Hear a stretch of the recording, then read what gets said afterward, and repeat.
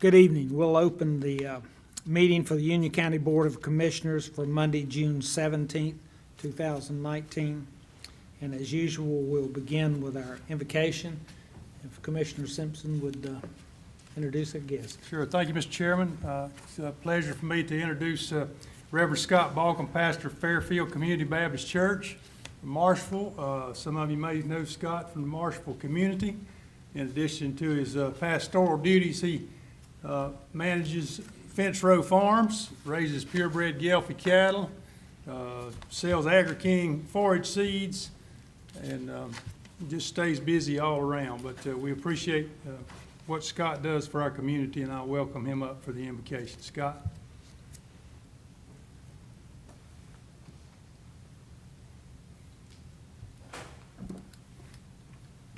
Thank you. And before we pray, I want to say thank you for the opportunity to be here. It does my heart good as a minister to know that you open your board meeting with prayer each and every time you meet.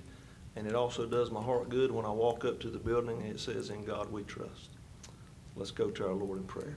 Heavenly Father, we thank you for this day. We thank you for the blessings of the day and the blessings of the days previous. Lord, we thank you that you go before us, paving a way, smoothing out the rough edges, to make a way that we can not only serve you, but we can have endeavors like these, Lord. I just pray for your blessings upon these commissioners and the tough task of making decisions for our county that will ultimately lead to decisions for our state and our world as well, Lord. I just pray that you would give them unity, you would give them discernment, you would give them guidance and wisdom. And I pray that they would be a commission of prayer, that they will not only hear prayer here, but they will invoke prayer in their own lives, Lord. And I pray that each and everything that's done here tonight will be pleasing in your sight, because you and you alone are the only one worthy of praise, honor, and glory. It says in your word that you ask three things of us, and that's to speak justice, to honor you, and to do your will each and every day. So we just pray that we will do that in a way that you're pleasing and proud of us each day. Forgive us where we fail you.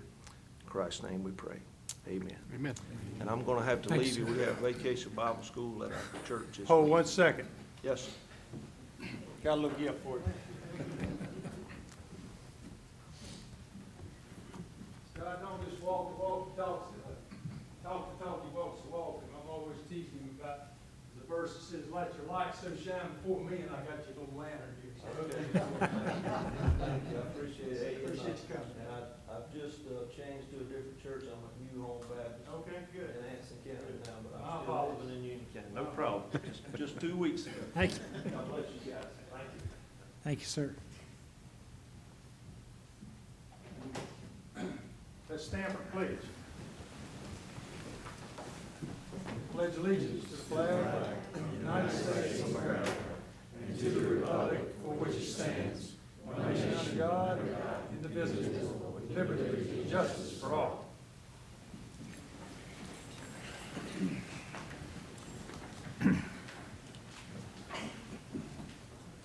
Next, we have the pleasure of recognizing our employees for their contribution to Union County. And we have Tony Benton with Building Code with 5 years of service. David Belk, Sheriff's Office, 5 years. Joan Gatchick, Social Services, 5 years.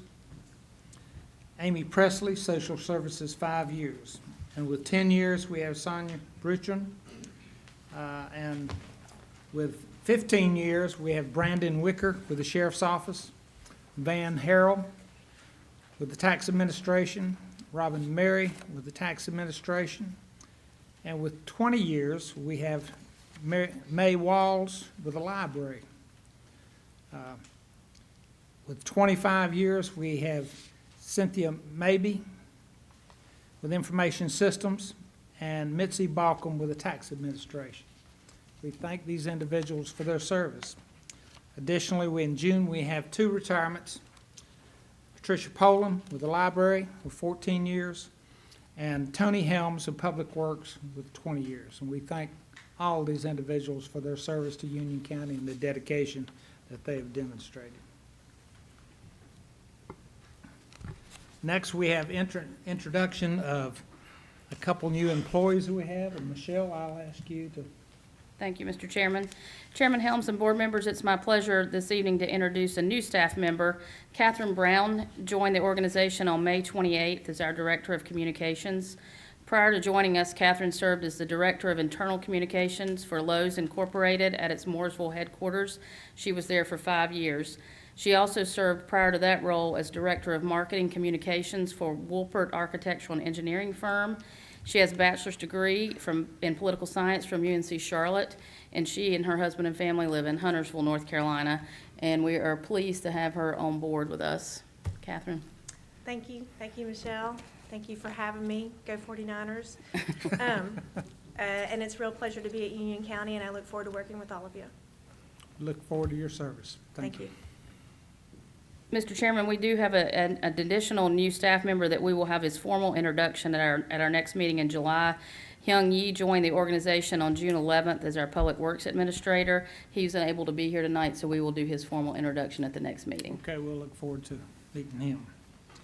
Thank you. Next, we'll begin our public hearings, and I'll open a public hearing on the issuance of GO refunding bonds. And Jeff Yates, if you'll come.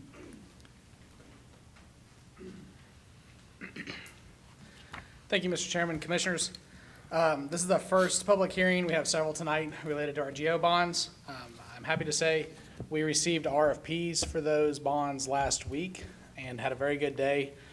Unfortunately, because they are bank negotiated bonds, there's no premium, Mr. Rape, but we did have a really good day in the market, and we were able to save about $1.6 million over what our initial projections were. So with that, the first hearing that you have tonight is for the refunding bonds for the 2007B bonds, and this is for approximately $18.7 million. And this is a refunding, so what this does is takes these bonds out of a variable rate mode and puts them into a fixed rate mode. And this is the last part of our variable rate debt that we had outstanding that was issued in 2007. So this is part of our finishing up, not repairing, but redoing our debt portfolio. So with that, I'll Okay, take we your had comments. no one to sign up to speak at the public hearing, so I'll close the public hearing. And stay close, Jeff. Next, item 7, the public hearing for industrial park bonds, and I'll open the public hearing for those. Okay, so this is part of the RFP that we took last week. And if you remember, the board decided in the spring to purchase an industrial park, land for an industrial park, for future industrial park. And this is the funding for that project. It's about $7.6 million, and we're using 2/3 bonds. Since we have sold a portion of that land, about $6 million of these bonds will be put into restricted funding for future economic development related costs. So for development of this park or acquisition of a future park, since we've already sold the land that we were originally going to borrow for. But with that, I'll turn it back to you for the public hearing. Again, no one has signed up to speak at the public hearing, therefore I'll close the public hearing on the industrial park bonds.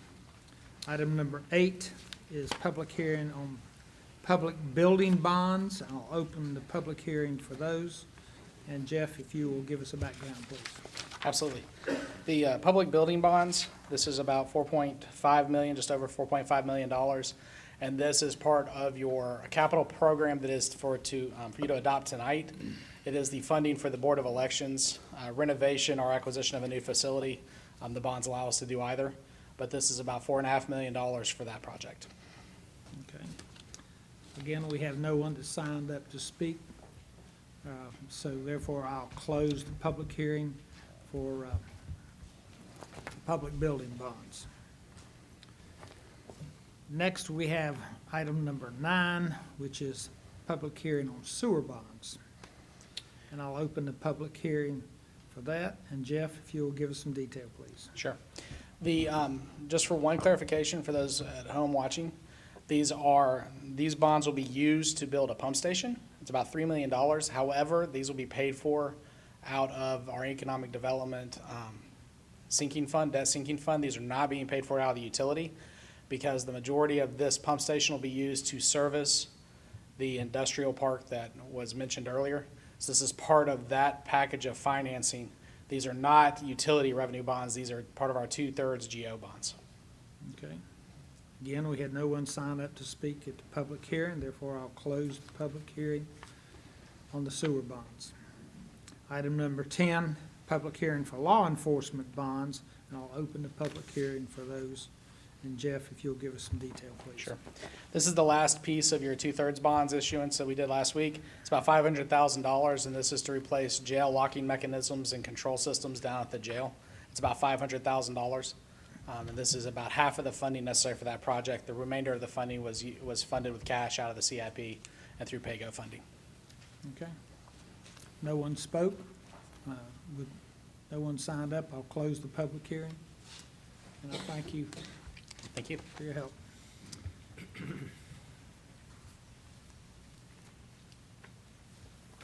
Next, we have our informal comments, and we had one individual sign up, a Mick Goodfellow.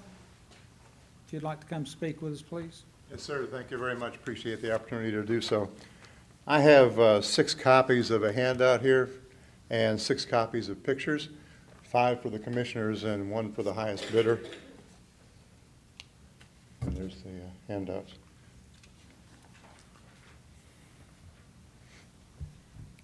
If you could state your name, address, please, sir. Sure. The name is Mick Goodfellow, 623 G.W. Broom Road, Monroe, North Carolina. G.W. Broom is an intersection with Griffith Road about 2 miles south of Lancaster Highway. What I'd like to talk about today are the unsightly properties that we have in Union County. I've done some research on it. I've talked to various department heads, and they basically say that there really are no regulations that limit the way that people can use their properties. We've got a situation where many of these properties are affecting home values. I think especially on our road, we're really concerned about it. What I've done here is, as I talked to Union County personnel, we talked about some of the rules and regulations that there are around the use of county property. And 2 things I've discovered. You guys probably know all about this, but I'll go ahead and refresh for anybody who doesn't and anybody who is interested. There's 2 types of rules for these situations. There's something called home rule, and these are rules that the states implement. Home rule states that the state grants cities, municipalities, and/or counties the ability to pass laws to govern themselves as they see fit, so long as they obey the state and federal constitutions. North Carolina is not a home rule state. The other rule is Dillon's rule. This is where the state determines laws and regulations, usually in its constitution, that cities, municipalities, and/or counties may implement. Cities, municipalities, and/or counties may not implement laws or rules that are not explicitly granted by the state. North Carolina is a Dillon's rule state. So that basically means that anybody in the county who wants to enforce rules can only enforce rules that the state has passed down to the cities, counties, and municipalities, unless there's some kind of exemption from the state to do otherwise. And what I've done here is I've given you pictures of just some of the properties close to where we live. That picture number 1 that you have in front of you is an abandoned fire station on the corner of G.W. Broom Road and Griffith Road. We believe that this property is owned by an adjacent property owner and that they used to lease this old fire station to the county for use with a volunteer fire department. Number 2 that you have there is an abandoned home that's adjacent to the aforementioned decrepit and pretty much dilapidated firehouse. Picture number 3 is a junked up yard at the corner of G.W. Broom Road and Griffith Road. The county's been working with the homeowner on this property, trying to clean it up. You can see from the pictures there that it's still pretty nasty looking, but he's cleaned up about 40% of it. A lot of the stuff he has on there is inoperable. I've talked to him about it, the county has. He seems to be trying to fix it, but it's taken a long time. The 4th picture is that same junked up yard at the corner of G.W. Broom and Griffith Road, just different items that are in that yard. The 5th picture is an abandoned home on the property on the east side of Griffith Road, just north of G.W. Broom Road. That property's been vacant for quite some time. Basically, a forest is growing up in front of that house. And then the 6th one that you have, the 7th, is the same, junked up yard on the west side of Griffith Road as you're going out of town, approximately a half mile south of G.W. Broom Road. They have inoperable vehicles out there. They've got a lot of junk out there. It's just an unsightly mess when you go by. In talking with the folks at zoning and code enforcement, they've basically told me that if a vehicle is unlicensable, I didn't see that word in Google, but that's what he said. If it's unlicensable or if it's inoperable, it needs to be moved. And I see a lot of these cars out there that nobody's doing anything about. Picture number 7 is that same property with other junk that's all over that property. And just for comparison purposes only, pictures number 8 and 9 are our front yard and our backyard. Okay. We also have property out there, about 22 acres for the family. We use some of that, call it farmland, but basically we grow hay out there and we have somebody cut it about 3 times a year, but we try to maintain our property. But you have to drive through this neighborhood of junk and dilapidated buildings and abandoned homes just to get to our house. So it's really hurting the property values. What I'm asking today is, what can we do in Union County to do anything at all about this problem? I understand from talking with the department heads that there are exemptions for farms because they were worried that if they imposed rules for this type of thing, that it would adversely affect the farmers. Because they do have crops, they do have high grass, those things. But none of these properties are farms. There's already a statute for Union County on vehicles. We talked about that, but it doesn't seem to be enforced very well. And I was wondering if the Union County staff could be empowered by the commissioners to look into this problem. There are rules in Monroe, the city, of what you can do with your yard and what you cannot do with your yard. And they enforce those. And if somebody complains, somebody will go out and look at that property and try to get it enforced. But I don't think anything's happening in the county. Because I've called the county before and they said, well, there's nothing we can do about it, sorry. Okay, and then I'm just wondering which Union County department would be tasked with the enforcement, and as a citizen of Union County, I would be more than willing to assist with that effort, no pay involved, just to help, to research, to see what the state laws are, see what the state constitution says, to see if there's anything we can do to clean it up. And you may have seen the same thing out in Union County as you drive around the county also. So with that, I appreciate your time and your consideration for this. Thank you very much. Thank you very much, sir.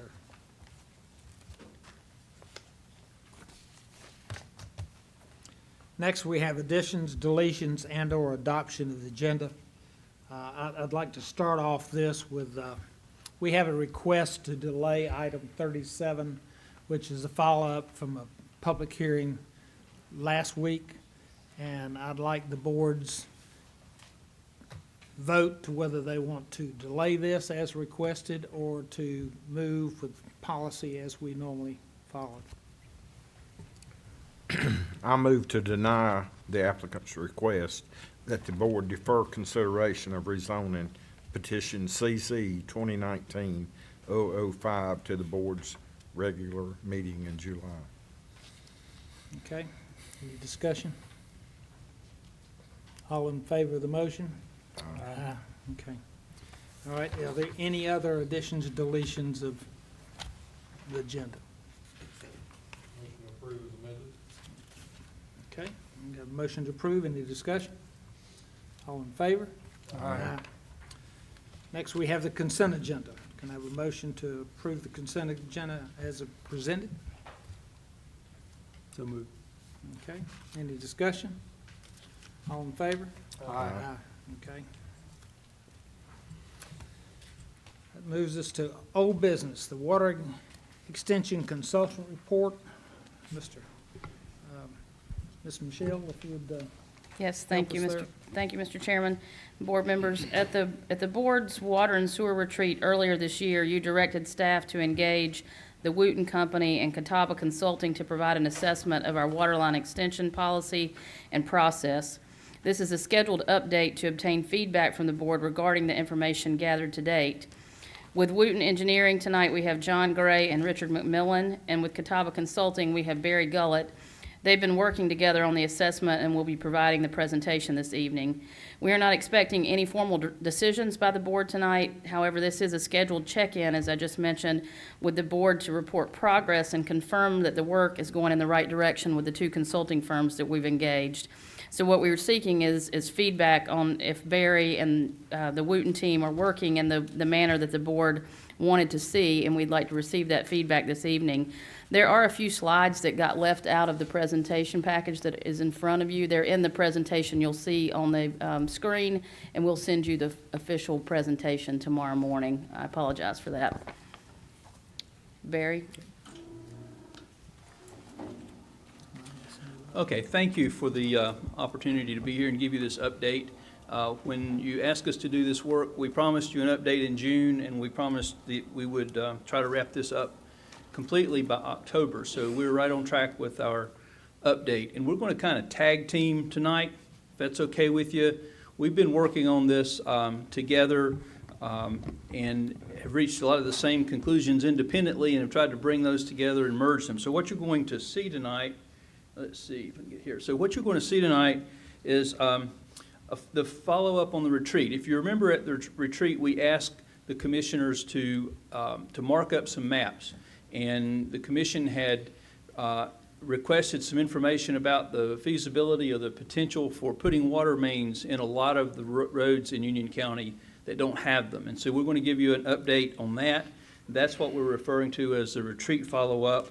And John Gray from Wooten is going to do that. And then I'm going to follow John with some discussion about the short main extension program and a little bit of philosophy about your current policy and what some of the possibilities are that you might want to consider if you want to modify that policy or that program going forward.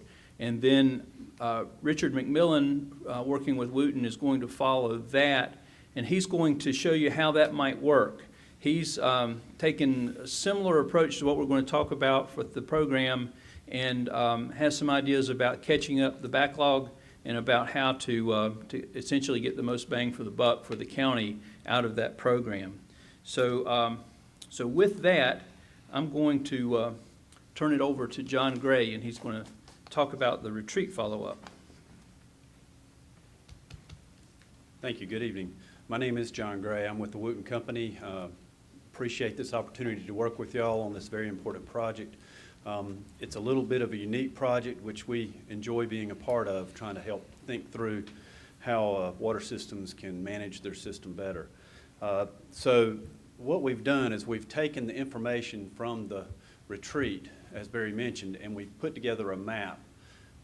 What you see here are blue lines that represent the areas where water lines were added on those maps that were presented at the retreat.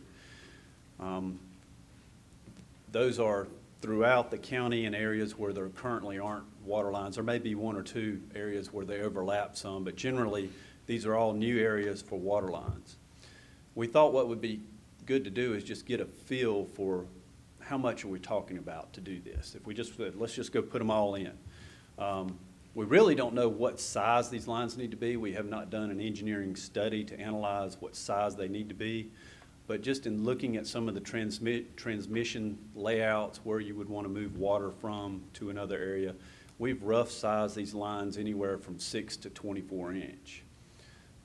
There's about 200 miles of water lines on that blue, that are blue lines on that map. So using these distances, we've put together some rough cost estimates. Just if it's a 6-inch line, we used $80 a foot. If it's a 8-inch line, we used $100 a foot. And that should be a fairly inclusive number looking at some previous projects that we've worked on. So using those types of numbers, we just came up with a ballpark number of about $175 million to put in the water lines that are in blue. Now that is a price that's based on past experience. Right now we're experiencing bidders market that is going through the roof. And so I would say if you really want to think how much is this going to cost, probably $200 million or more, depending on if you have larger line sizes. Again, I said we looked at 6 to 24 inch You may, with the new water treatment plant and transmission mains, some of those lines will need to be larger. So just going through that process, that's a general number that we came up with, just to give you something in your brain. You know, we're not talking about $20 million, we're talking about $200 million. So just to get a feel for that. And then many municipalities and counties install lines driven by customers. So they have sign-ups and they go out and serve those areas. Other counties have gone out and said, we just want to put water everywhere.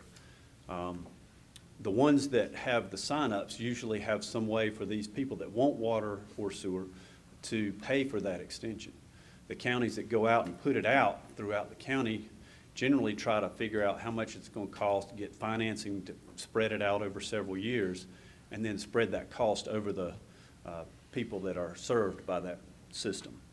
So those are a couple of ways that counties have looked at doing what you're looking at doing. Finding the funding is a big part of that. Union County is a fairly well-off county, and so some funding may not be available. Something that we can help you look for, though. We have a lot of experience with Division of Water Infrastructure out of Raleigh, and as well as USDA, which is what we've usually used for putting water systems into counties. We hope that this process we're working on with you and Barry will help you in making plans on how to tweak this water line extension program that you have.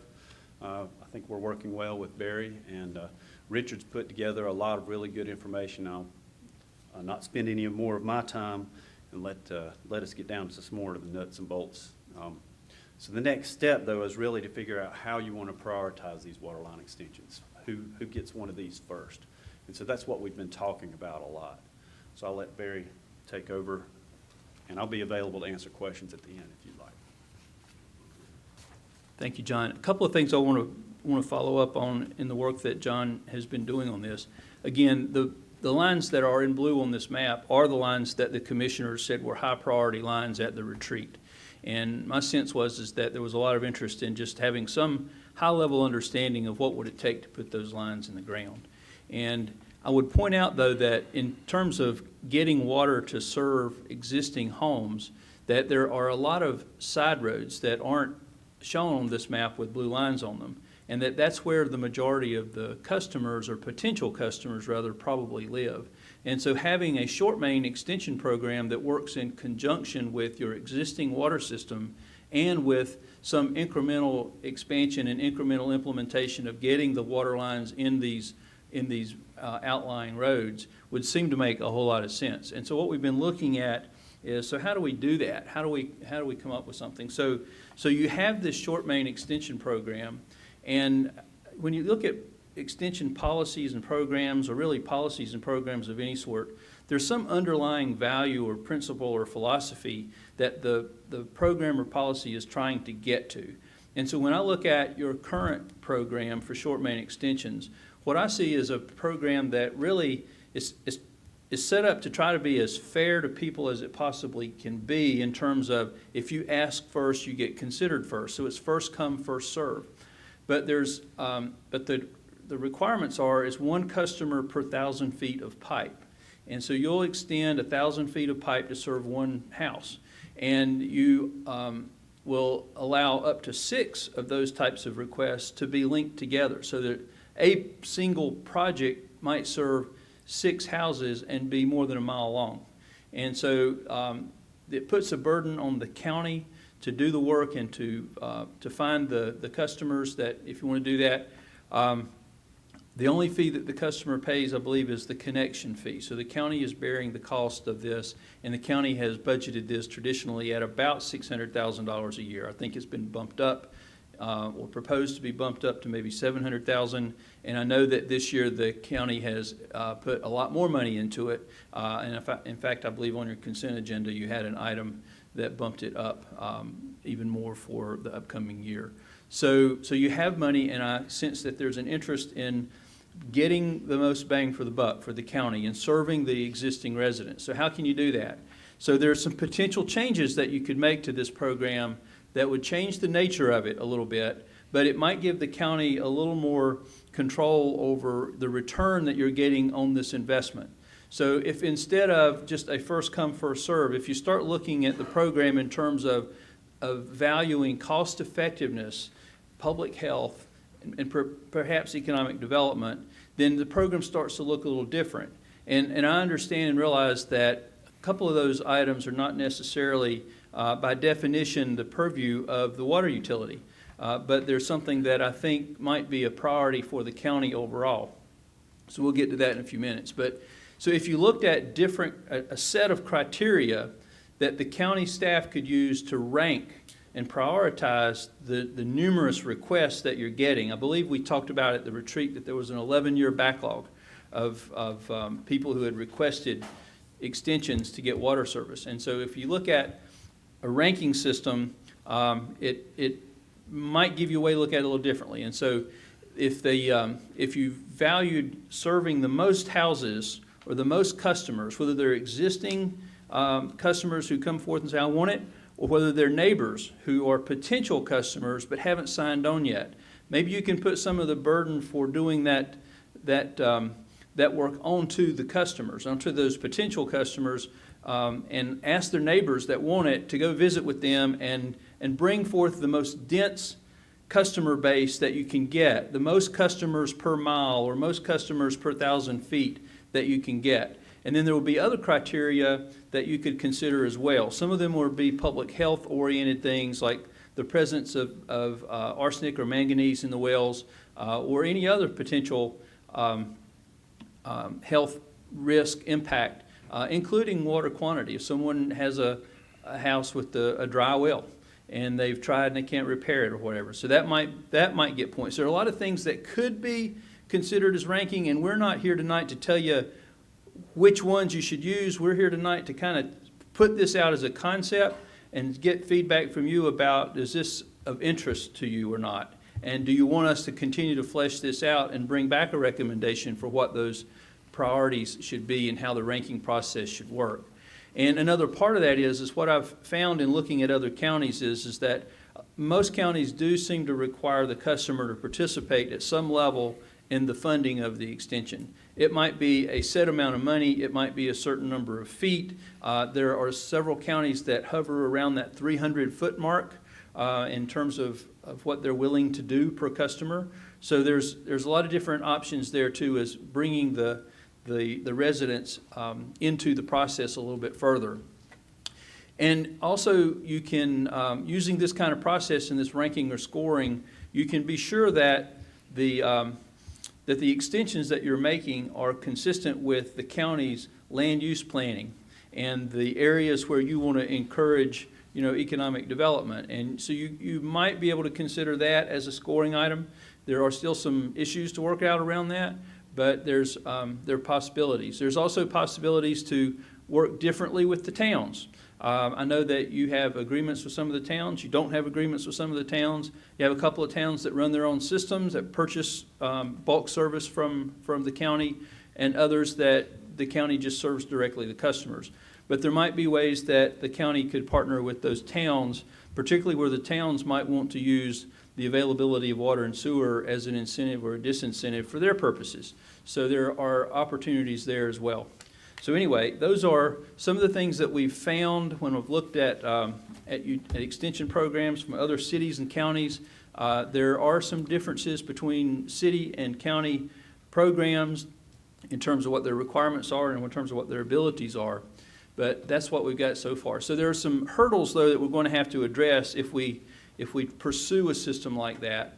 And the first is does the ranking criteria that we use meet this test of being a utility-based rationale for the expenditures? And so what that will mean is that are you using ratepayer money in the way that it's intended to be used, or are you placing an additional burden on ratepayers by spending money to bring new customers in? Or are there other funding sources other than utility dollars that you might want to incorporate here to help further meet county objectives and county goals? So those are some things that we've got to keep working on. We've got to have some more discussion about, and which way we go with it depends on the kind of feedback that we're getting from you tonight. We need to review the bond covenants and be sure that none of this would conflict with those. And then there's one of the things that I've seen in writing on some other extension policies has to do with issuing permits for new wells. And some counties have in their published extension program requirements that if there's a water main within a certain distance, that they won't issue a well permit, that they require the person to connect to the county system. Now, I'm also aware that there are sometimes cases where people have published documents that they don't enforce. And so I haven't followed up in person with some of those systems to see how that's actually working or whether they have the authority to do that or not. I know that your legal counsel has provided some feedback on that, and so there are some questions and some issues that would have to be answered there. But again, there are some systems out there that in their published policy try to help create more density in their customer base and help provide for public health by not allowing wells to be constructed where there's access to a public water system. So, and there are others that require, if there's a water system there, require that you connect to it within some period of time. I'm not sure if that's something the county wants to pursue or not. There are some legal concerns that would have to address around whether that's feasible or not.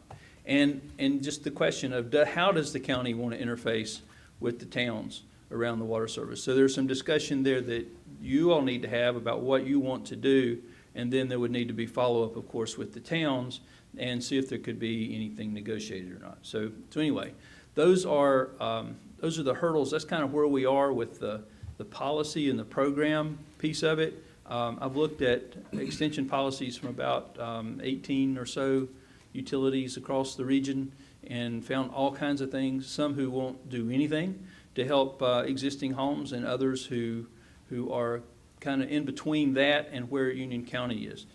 There are several programs that are very similar to municipal programs that are close by, and I'm not sure how good of a fit those really are for a more rural environment, but those are things that we're working on and considering right now.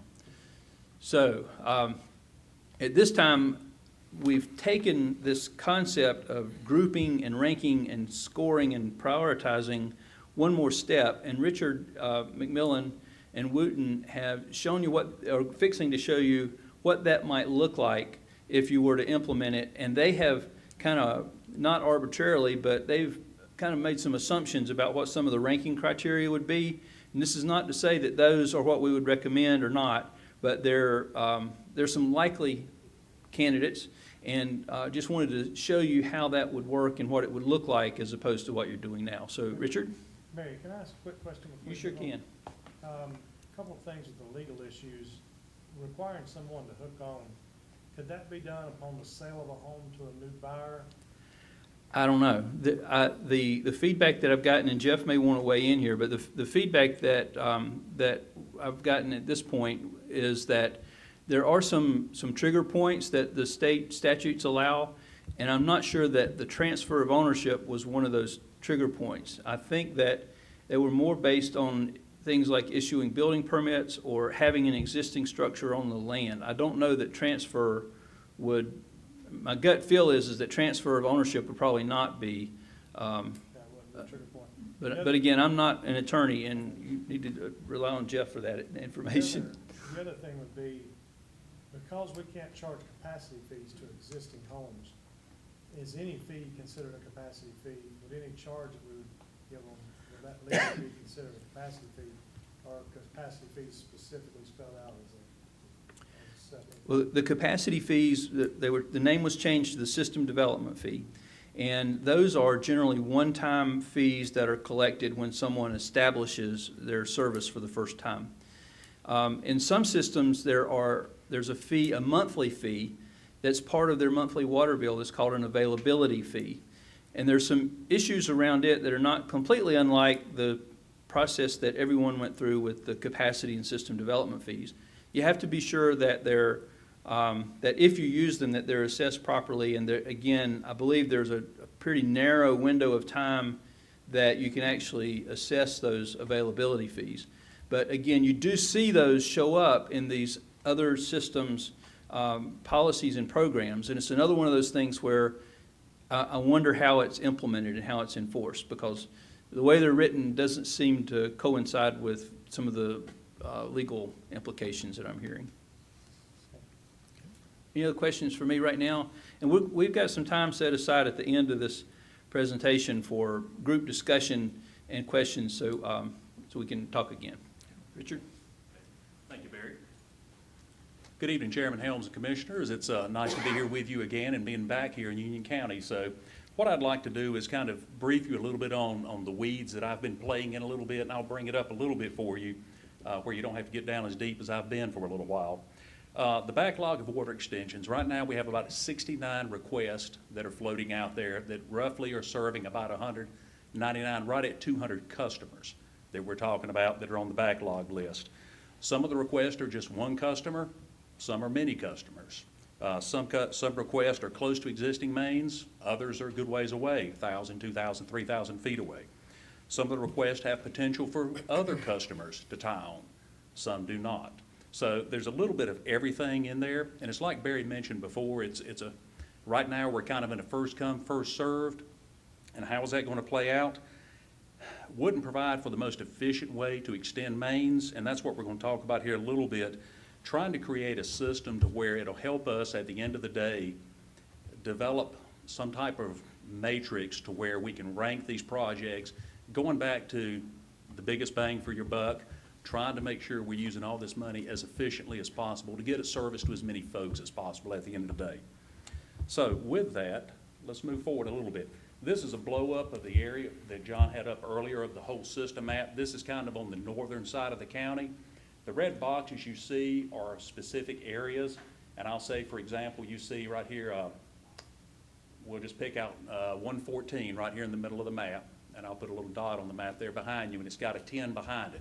What that is request 114, and it's telling me there are 10 people who've requested service along that stretch, and I think that's Old Fish Road, Fish Camp Road, one of those right there, right off of Unionville Brief Road. So all of those boxes represent a request, and the number in parenthesis behind it shows how many people on that particular request are requesting service at that point. And of course, you can see your proposed water treatment plant there as well. This is kind of what we've put together.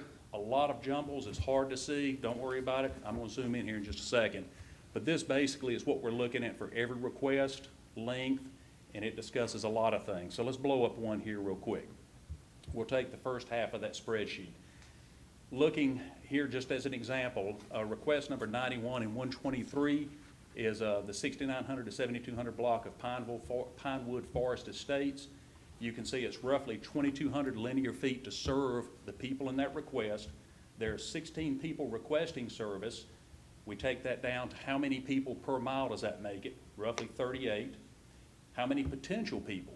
16 as well. So that's telling you there's 100% of the people in that request that have requested service on that. As you move out a little bit, we have some categories here. If you're greater request per mile, if the people requesting are greater than 30 per mile, you get 10 points. You can see as you drop down to less than 10 per mile, you drop off to 1 point.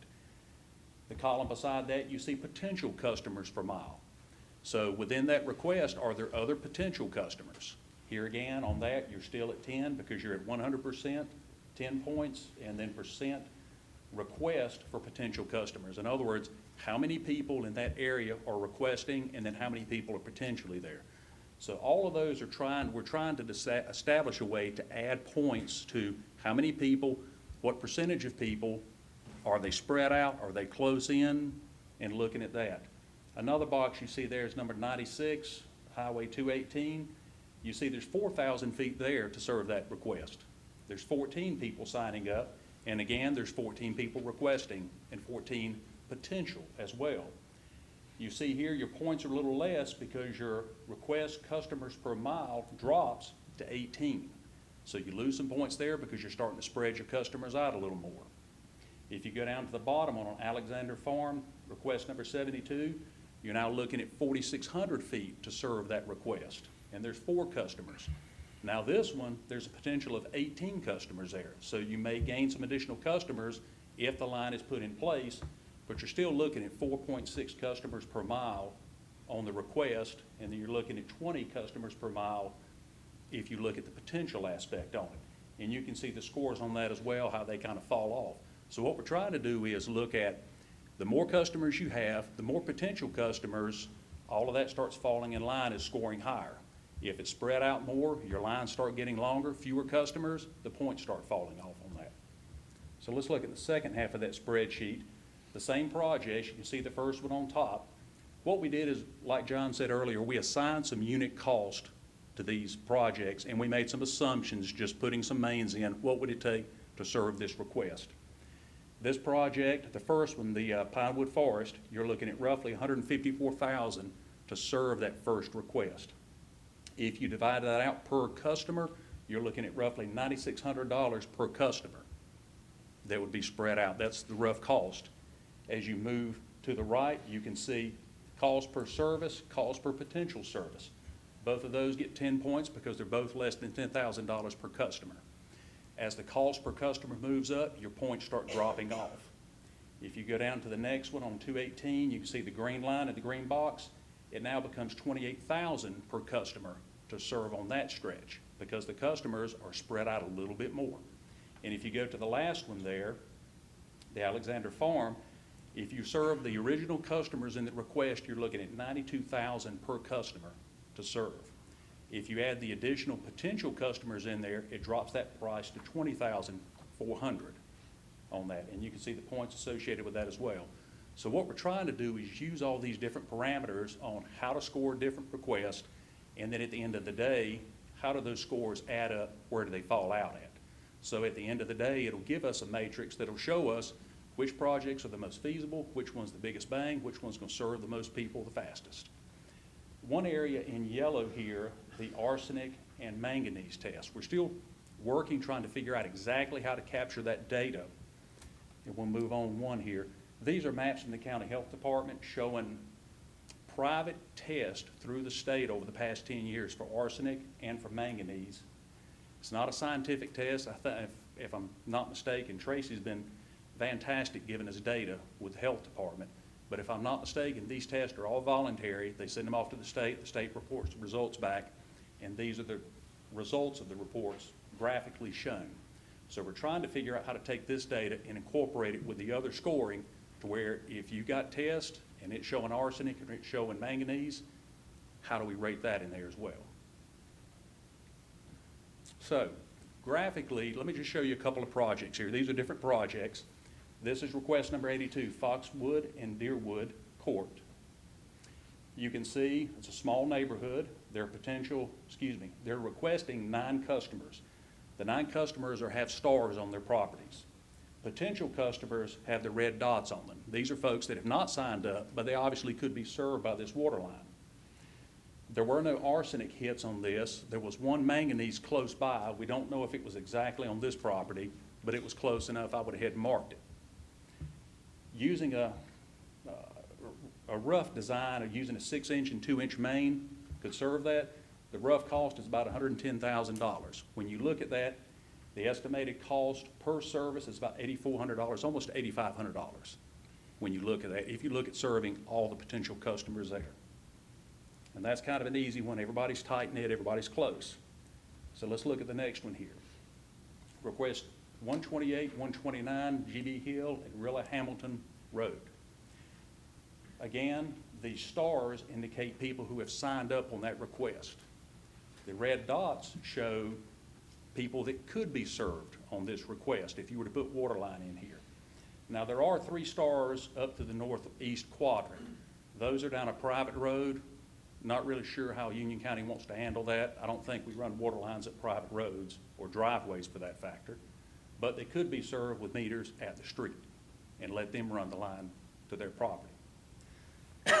So with that, you're looking at an estimated cost, let me back up, 8-inch and 6-inch main serving. On this one, there are some positive arsenic hits and there are some positive manganese hits. You can see those kind of scattered amongst the road there. Estimated cost is about $600,000 to serve that request right there. If you divide that out by the potential customers, that means everyone, you're looking at about $14,600 per customer on that. So here again, you're spread out a little more, your cost goes up a little bit. Let's look at the last one right here. Pageland Highway, this is a request where one customer requests. There are a potential of 3 more customers on this one. 8-inch main extension going down Pageland Highway. There is no arsenic or manganese hits in this area. Estimated cost is about $120,000. To serve the potential customers on that line, you're looking at $30,000 per customer on that. And so all of this scoring is what we're trying to capture to where you can look at each project and roll through it. And that's my last slide there. So, end of the day, where are we on this? We're trying to find the best way possible to help you use this money you've set aside to handle this backlog. Each request will be scored, the matrix. After we decide on that, we can look at what the commissioners think, what the staff thinks as far as how we roll all that in together, how scores are weighted. Are they weighted equally? Are they weighted on one end or the other? Quick wins, biggest bang for the buck. That's what we're shooting for with this matrix. If we can score these and get them done that way, sort them out, it'll tell us which projects we move to first. Will everybody be served? No, they will not. The funds will not cover everybody on the list. To cover everybody, all the 69 requests, it is well north of $10 million. The other aspect is, can you physically serve everybody on the list? There's some requests to where it's one property way out, 6-inch, 8-inch main. If you're looking at 8-inch main, if you take this last one, for example, 1,200 linear feet. In 1,200 linear feet, you've got just over 3,000 gallons of water in that line. For an average household using 5,000 gallons, it'll take them 18 days to pull water from the start at that main to their house. That's not counting all the time it takes to get it there. If it's a family of 2, an elderly couple, you're probably looking at 2,000, 2,500 gallons a month. It may take them more than a month to get fresh water down there. That presents a problem in water quality. So that's part of the balancing act we have to do is, would we like everybody to have water? Yes. Can you physically do it and maintain water quality? That's a whole nother problem. So with that, I'll be happy to answer any questions on that, on my portion. Yes, sir, Ms. Yes, Downs. do we consider dry wells, people that can't get, that, we had some guests at our earlier meeting tonight from Pinewood Forest, and they were saying that they had arsenic in their wells. I don't know if they've had any tests or not, and I don't know if we can require tests to validate that. I would encourage it because health and safety is so important, and I think it needs to be a priority in this process.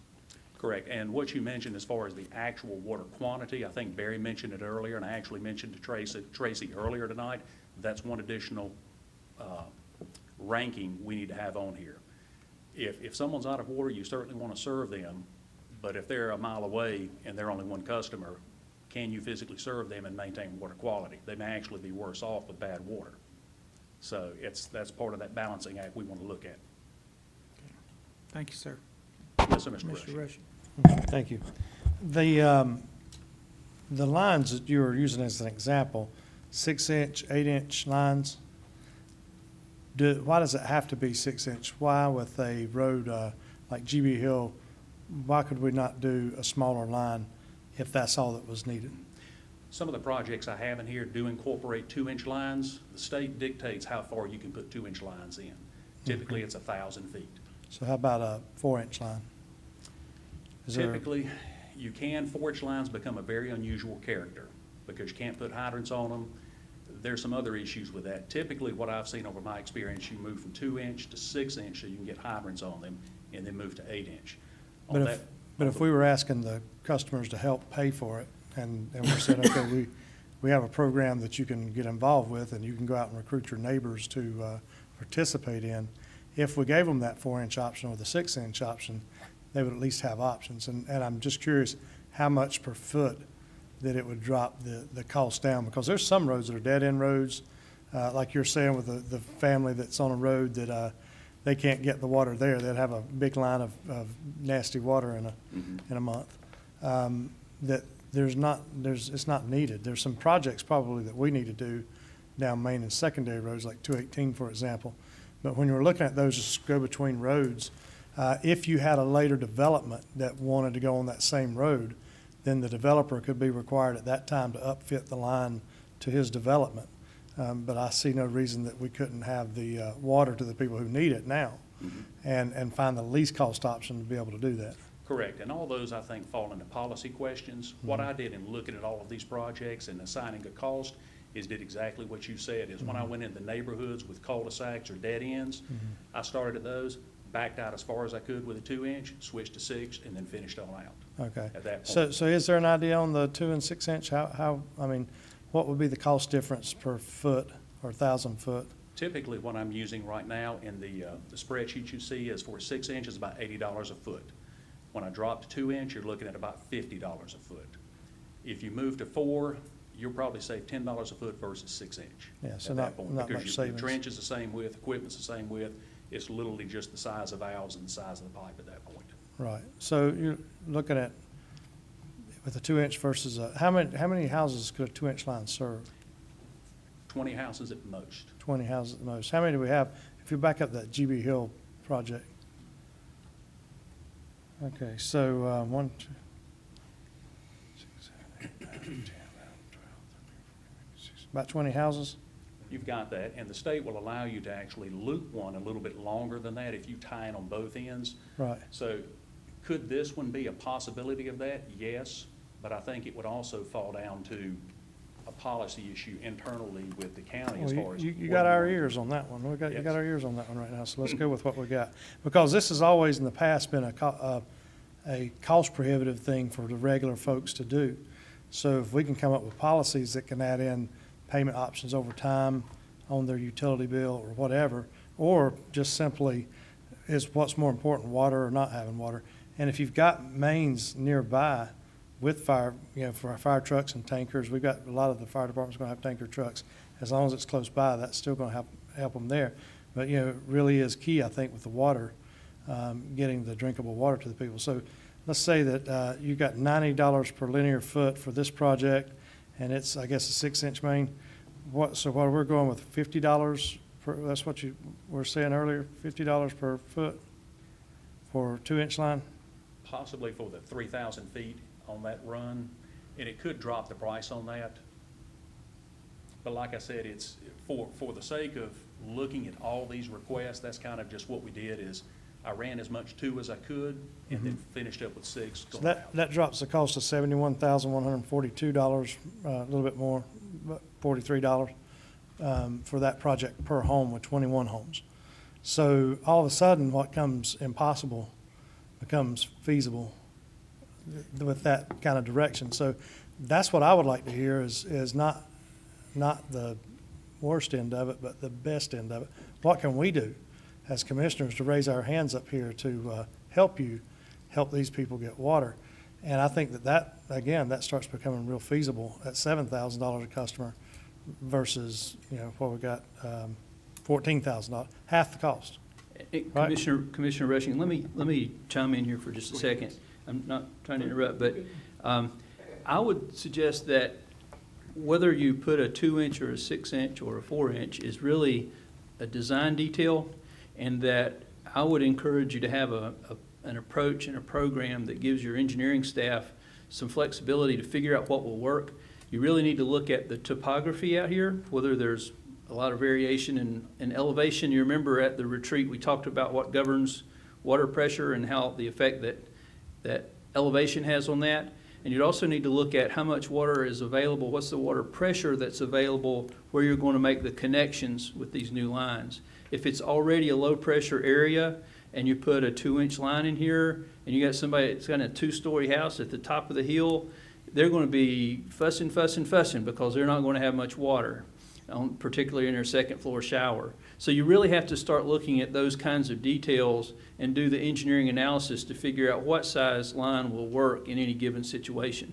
So if you have a flexible program and a flexible approach that will let you do that, then you can provide a good level of service to your customers and keep the price as low as you possibly can as well. Did I hit that right? Yes, these guys agree with me. And I think, again, I think that's what everybody up here would like to see, is that you guys have what has to go there, but let's give the best cost option, again, if it's feasible to do it and legal to do it. Right. Because And so- I'm not sure of all the legalities, and, you know, we Right. have staff, we hire people to do that, we hire people to do what you're talking about. Let's just, I think in the past, we've had an attitude of, let's scare people away from it. I wanna say, how can we, as your servants, public servants, help you to make this happen? I think if that would've happened with those fine folks that we had in here a couple of weeks ago, or last week, that I think they would have been very excited to be able to Yeah. spend $20,000 on county water instead of digging dry wells. Yeah, I understand you. I hear what you're saying. The work that, that Richard and John have done on this is really good work, but it's high-level work. And so they've tried to look at, what did you say, 169?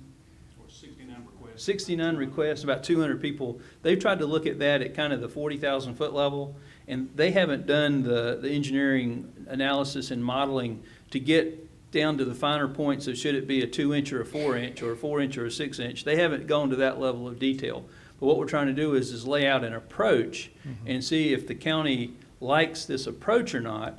And in fact, the criteria that Richard had in his matrix, you know, those are just some possibilities. We talked about a lot of other possibilities in the program. And so we need to have some sense from you as to what kinds of criteria, what's important to you about getting water to the customers. I hear you loud and clear that affordability is pretty far up the list, pretty high on the list. I hear that having water at all, water quantity, is high up the list.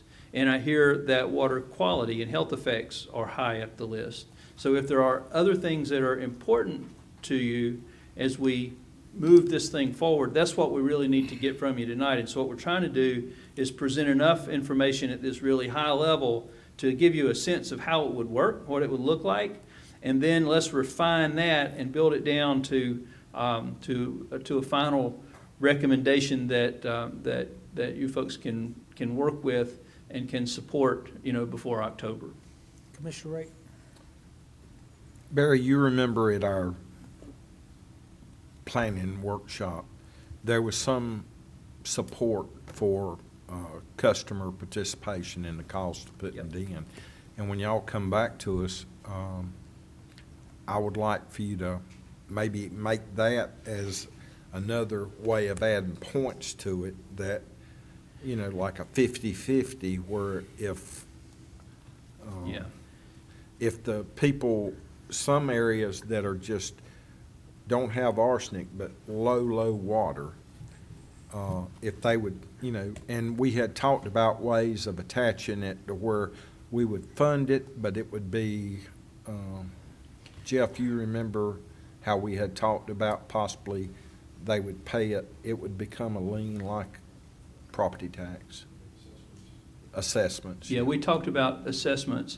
One of the things that we've been talking about and are still working on right now is comparing the cost of getting county water to the cost of installing a new well. So if someone is building a new house, or if their well is completely dry and they're going to have to put another hole in the ground and hope they hit water, you know, what are they going to be spending for that? And so is there some kind of equity between what it would cost them to get onto the county system versus what they would have to invest in a well?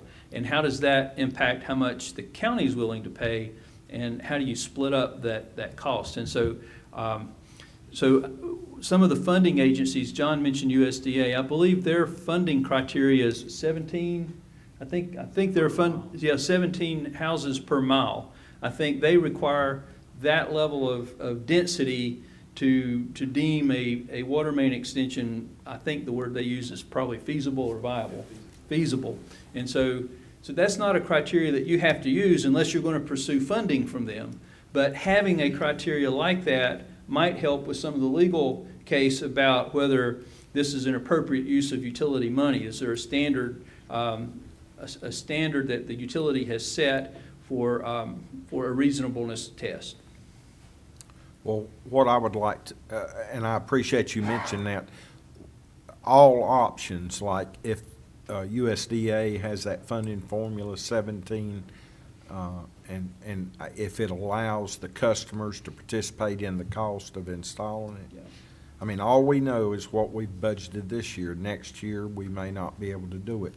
But some of us, I mean, we're all committed, and I think the arsenic level in people that are drinking and bathing this water, I think, it's maybe 10's not enough. If it's verified, What I've seen in looking at these other policies from other cities and counties is that if they have a feasibility test, in other words, a cost per customer or a customer per mile test, that they sometimes allow customers to buy that down. In other words, if they're a few $1,000s short of it being economically viable, then they would require the customer to make up that difference. So those kinds of options are out there and they're in use by some other systems. I want to reemphasize something that Richard brought up, but I want to be sure that everybody understands it. The maps that you saw tonight, and you've seen those maps many times before with those positive hits on manganese and arsenic,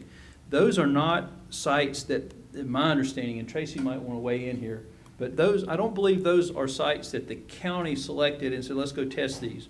Those, I believe, are homeowners who voluntarily, because of concerns they had their well tested. They collected a sample and they sent it off to a lab, maybe Raleigh, and they got results back. And then those results were reported to the county. And so one of the things that we've talked about as a possibility for how to bring the assignment of points and scoring for arsenic and manganese into this is whether the county wants to do any testing, whether the county wants to initiate testing. So if you had a group of customers like the one that's on the screen now, and you're considering that project and you're trying to prioritize that in the context of the other 69 or 68 projects that have been requested, and if this one has a few tests, but if there weren't any tests out there in the wells, if nobody had tested their well and gotten results back, would the county want to either require the customer to go do that on their own nickel? And again, that's the customer involvement in this process. Or does the county want to initiate a sample program in that area? And just see for yourself, is that something that ought to fit into the prioritization or not? I don't know which way you want to do it. You may not want to do either way. But that's the kind of thing that comes into play with this program and this policy, is deciding if you're going to use manganese and arsenic as a scoring mechanism and you don't have any data, what do you do with it? Do you just not count it? You don't give them any points? That doesn't really seem fair. Do you require the customer to go do the testing? Well, that's what everybody else has done. Or does the county want to initiate any testing on its own? So those are the kinds of decisions that have to be made. Well, Barry, I may be wrong, but I think environmental health already has a fee schedule to go out and do a water sample. I believe they have a fee set up, but I don't believe they have a program where they proactively go out and collect samples. Well, is that right, Tracy? That's correct. Now, we do sample, the data that's shown here is for new wells, so the sampling is required for those, irrigation and drinking, and then other sampling as requested by the homeowner. But you're right, that request and that fee has come from the homeowner. Well, when you say proactively, I would think that the customer, we would let them request it and pay for it, but not us go out and start pulling samples and say, Well, that's one way to do it. It's still, with that approach, you still have to figure out how to, if you're going to use that in the scoring system, you have to figure out how to score it if there is no data. And if the homeowner's not willing or doesn't want to know if there's arsenic, because maybe they're getting ready to sell it and they don't want to know, something they have to disclose, then we have to figure out how to score that. And so it can be done, but that's where we need to hear feedback from the board. Commissioner Rushing. And I'm pessimistic on this, so please forgive me. But if these 21 houses on this road went in and bought lottery tickets and won the lottery and won $1 million, I think we would try to discourage them from spending $600,000 on it with our current policies. I want to make sure that our policies, and we don't get in your way of extending water to people who need it and are asking for it and are begging for it and want it. And that's, again, maybe before the end of the week or the next week, just send us a list of what our policies are that stand in your way. Something that we can do as a group to vote on and say, we're okay with 2-inch lines with no fire hydrants on certain roads. We're okay with 4-inch lines with no fire hydrants. give the people the option, 4-inch with no fire hydrant, 6-inch, and here's the cost. Here's 2-inch, here's how many it can serve. If anybody wants to build another house for their daughter or son or whoever, they're gonna have to get the water line upfitted, and they're gonna have to bear the cost of that. So, you know, some options that people know, because when they come up, they really are clueless. I mean, I'll be honest with you, a lot of us up here don't know a lot of what's going on with the water and sewer. We try to tell people what we think or what we've heard, but it really is a hard process to navigate. And if we can make it easier on people, even to have a pamphlet that they can take out to their neighbors and say, Yes. here's how we can do it, here's the estimated cost. Let them do the legwork, let them do how many feet is on that road, but have their options available to them so that they can talk to their neighbors about it and sell them on these projects. I think, again, that it's more in the past has been a desire not to have existing customers tap on, more a new customer-driven system. I think we need to change directions, and we need to go to an existing customer is just as important as the brand-new subdivision going down the road. And again, if they're willing to pay $600,000, you may have a millionaire on that road that would just like clean water. We've got a guy that I know has been trying to get water at his house. He has no water. He's got like 2 or 3 wells. And again, we all, you know, there's different things standing in his way, and it's not just us. It's also subdivisions that have to give right-of-ways and those kinds of things. So there's a lot of challenges to this. And I just think as the Board of Commissioners, I think we're ready to say, let us help get policies out of your way as long as it can deliver safe, clean drinking water to people. And if somebody comes in later and says, hey, we can't take this road and say, okay, you got to be able to serve 1,000 houses off this road because 1,000 houses might be built on this land nearby. We can't, I don't think we can do it that way anymore. I think we have to go to say, how can we deliver safe, clean drinking water and to the people that are there? And if anybody else wants to come in, then they're going to have to upfit the lines. Well, let me say something, and let me preface it by saying, I don't intend this to be a smart alecky answer, but the real obstacle in achieving what I hear the commission wanting to achieve is dollars. And when you look at this project that's on the screen right now, up until this year, that would have been it. I mean, of all the requests that you came in, this would have been the only project you could do because this was a $600,000 project, and that's how much you were funding. Now, if you change your funding assumptions and you require... I got what you just said, but I just said I know. it was That's where I'm going. $150,000, not $600,000 if you go with the 2-inch line. Well, and that's where I was going, is so if you and 2-inch lines may work and they may not work, we don't know. But if there was a requirement that the customer pay a certain first amount, whether it's $5,000, $8,000, $10,000 or whatever. So in this case, let's just pick a number, a round number. So if in this case, if your policy is that the customer had to pay the first $10,000 of the cost, then the county's cost on this drops to $5,000 per customer. And so this project then isn't a $600,000 project anymore. It's a lot less for the county's side of it. And so there would still need to be a way of prioritizing the projects, even at that. Some of them, probably the customers could fit the whole bill. If you had the density of customers for the amount of footage that you're putting in, you would probably have a few of those. It wouldn't be common probably, but you'd probably run across a few of those. But I think those are the kinds of things, is figuring out how to share and distribute that cost between the requesting customer, who, if they don't come with you, they have one of several things. They either have no water, they have water that they can't drink, or they have to make a serious investment in a point-of-use treatment system with ongoing costs that would probably be comparable to what they would cost them to get on the public water system. And so we really need to look at it in that context of cost sharing and cost equity and options, and be sure that the county is getting its equity, as well as the customer being treated fairly and equitably. And my understanding is that this commission is very interested in providing good service to the customers. And so making sure that we can meet all of those goals simultaneously is the biggest challenge of developing this policy. Barry, I appreciate your concerns with health and arsenic and things of that nature. I'd ask that be considered a heavy weighted factor in the process, and like I said, also no wells. But I think I would also encourage anyone that's on that list of 69 people, that you need to have your water tested, and you need to let the county know you got it, because how can we prioritize the water lines that are the health and safety issues? Because arsenic has a lot of side effects that just drives people to our DHS system for help, for mental health problems and things of that nature. So I know your report's coming back, what, in October?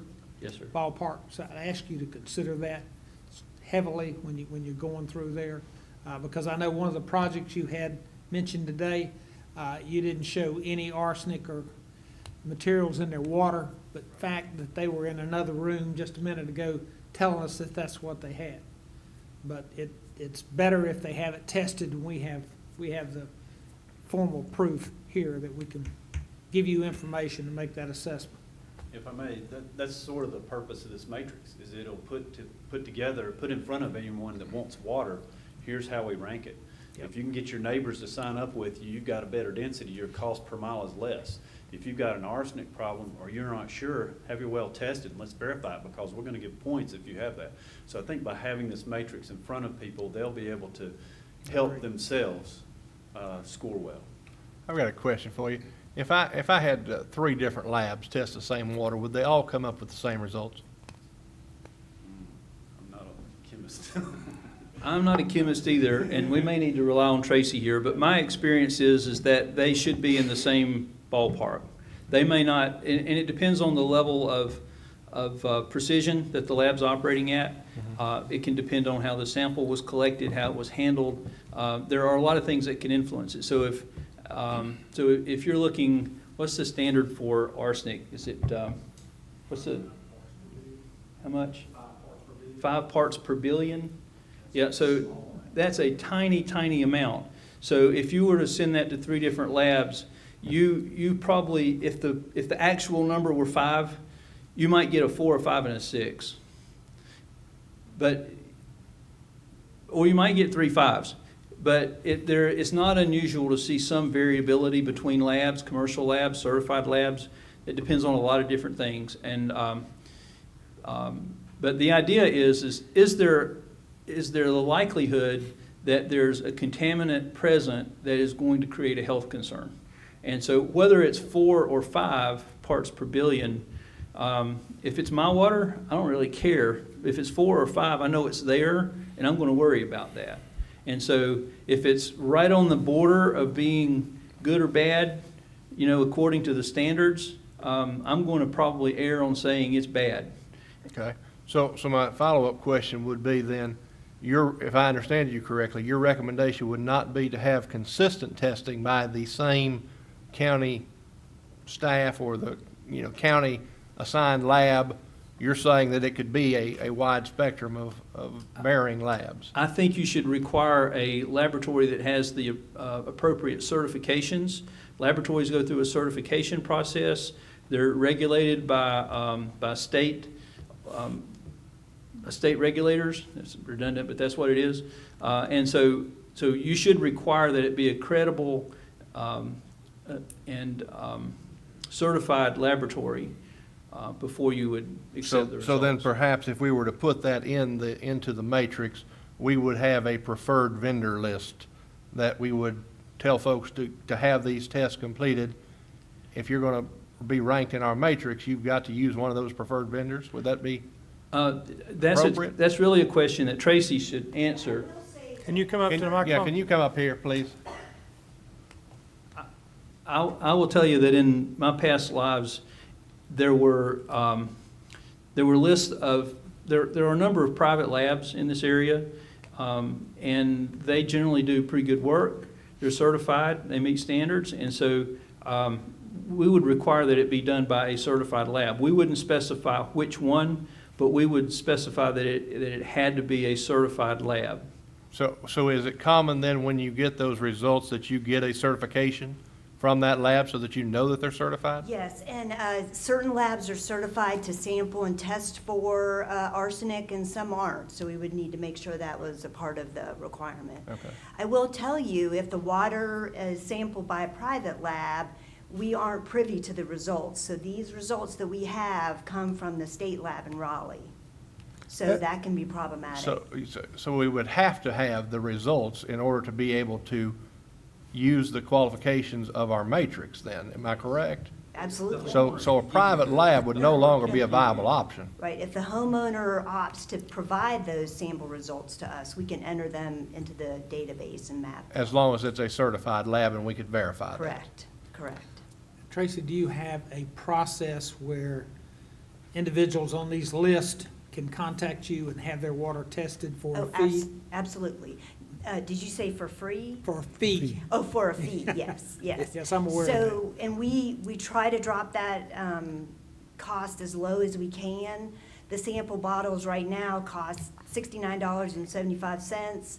We charge $70 for the test. And that's if the individual collects the sample and sends it to the state lab in Raleigh. The lab posts it on a web page and copies us, and then we evaluate all the results and communicate back to the property owner with a health risk evaluation and evaluating like the level and whether or not it exceeds the maximum contaminant level for manganese and arsenic and other contaminants as well. Mr. Akmus, I agree with you. I would support our own environmental health, them going through them so that information comes back to you. Yeah, I guess I agree and I disagree with that. I certainly don't want to add another employee if we don't have a constant need for them. Whereas if we can get certification from those labs that they meet the criteria that we require to fill into this matrix. But I want to go back to the point, I fully support the matrix. I think that if we don't get something in here to remove what Commissioner Helms likes to call the Coles method, people getting in line and first come, first served, but realistically, you're doing a disservice to the users of the system because they're not getting a good bang for their buck. And I think this will allow us to apply a very consistent measurement to determine, are we getting the best use of our funds out of these projects. So with that said, I fully support the matrix. I think from there, then we can determine, do we have the right amount of funding there? And then start looking at some of these specific projects to see, do you use a 2-inch line or a 4-inch line or a 6-inch line? But I think all that's not necessary until we get some sort of a matrix in place to establish that that's what we need to do so that we're putting our money in the best possible places. Tracy, I do have a follow-up question for you. Yes, sir. Y'all don't, to answer, maybe to clarify what Mr. Akmus was talking about, y'all don't go out and pull the sample. They come in and buy the container from you. Actually, we offer two fees. We'll either provide the sample bottle with a mailing box for them to collect the sample, or we will collect the sample for a higher fee. So, but if they just come in and get the sample, it goes to a pre-assigned lab and the Yes. results come back It to goes you. to the state lab in Raleigh for analysis. So that, if they do it that way, it probably wouldn't require a field technician, would it? No, not at all, no. Right, all I'm saying is we don't need to add anybody. If we're using a certified lab, then I'm perfectly content that the results that go into that matrix would be appropriate.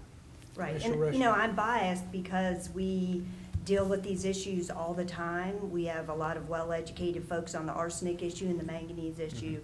And I will tell you that when we do get a hit or an elevated level, that we reach out to those folks individually and talk with them about the situation and the health hazards.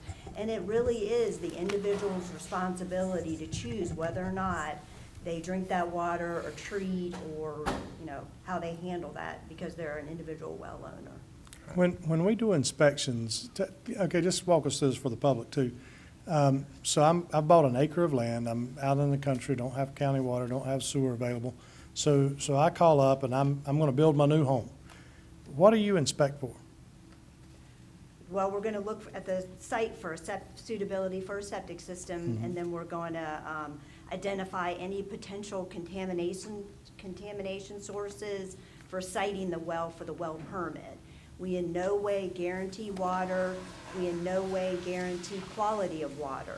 Our permit is just to site the well properly. So you're looking for underground fuel tanks? Underground storage tanks, existing septic systems, bodies of water, anything like that, animal barns, that kind of thing that could be a potential contamination source. Okay, so you're just looking at everything right below the ground and on the ground, but Yes, sir. not how many gallons a minute that you're going to get or anything like that? No. What protects the home buyer from this, what we heard last time with the low gallons per minute, those kinds of things? Nothing? I mean, is there's no, it's just a crapshoot, really. In some ways, Yeah. A home buyer should not build a house without actually having a water source. That's what protects the home buyer. Okay. Unfortunately, a lot of home buyers see that as, well, I know I'm going to have a water source. And so they don't understand that sometimes it's not what they think it's going to be. Well, when we do, I guess I'm looking at, do we ever bear any responsibility in this of how many homes are on the road? Did we subdivide the land? You know, how many wells are there? How many wells, you know, if we're approving wells or not?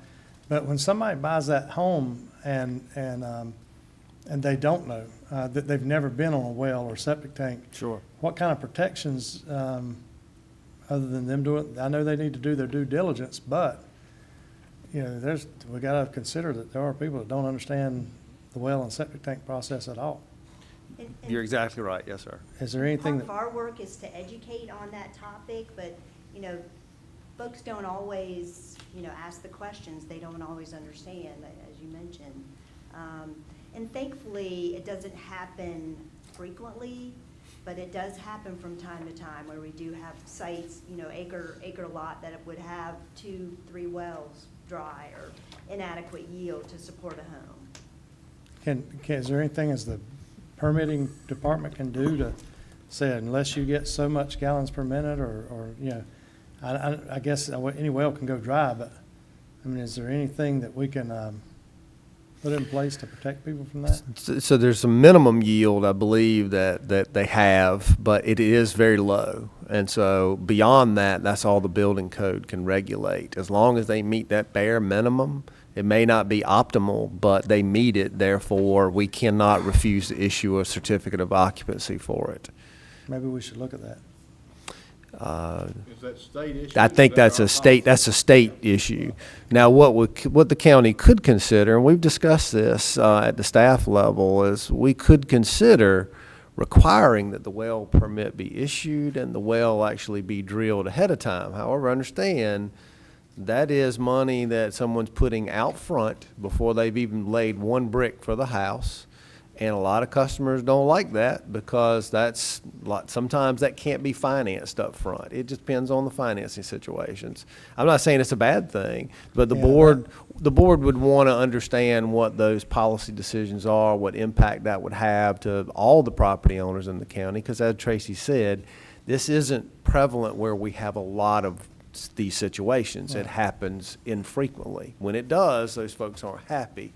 But not everybody has this situation. But we certainly could implement a policy where you have to have that in place. It would create some potential issues that the board would have to accept, that we're going to have some unhappy people. Yeah, but like I said, that lady that built the house and spent $250,000 found out that there was no water in the well. Absolutely. That would have saved her a lot of money to learn that up before. I mean, You're it's a absolutely lot right. cheaper to dig the well than to build the house and dig the well. You're absolutely right. Yes, sir. All right. Okay, so if there aren't any more questions, I'd like to just kind of be sure that we understand the direction that we're hearing. And so what I'm hearing is that you like having a matrix approach, and that you believe that the water quality and quantity has a place in that matrix. And you want us to look at having flexibility in terms of sizing pipes so we can minimize the costs where we can. And so I'm hearing that we're on the right path. The details of the path we've got to work out. We've got to do some work with Jeff and his staff to be sure that we're inside the boundaries here and figure out which way to go next. Am I hearing you correctly? Yes, sir. And a funding model that allows Yes. homeowner participation to help us stretch out the appropriated money. Yes, sir. So we look forward to your feedback. Thank you very in the much. future. Thank you. Appreciate it, Barry. John? Okay, next we have item 34, suspend applications for the short line water extensions. Mr. Manager? Mr. Chairman, item 34 is a request to suspend the applications for the short line water extension. Currently, the water and sewer extension ordinance, as it was originally adopted by the Board of Commissioners in March of 2012, includes the water line extension for existing lots program that funds water line extensions for applicants on a first-come, first-served basis. Due to the popularity of the program, there's a multi-year backlog since its creation.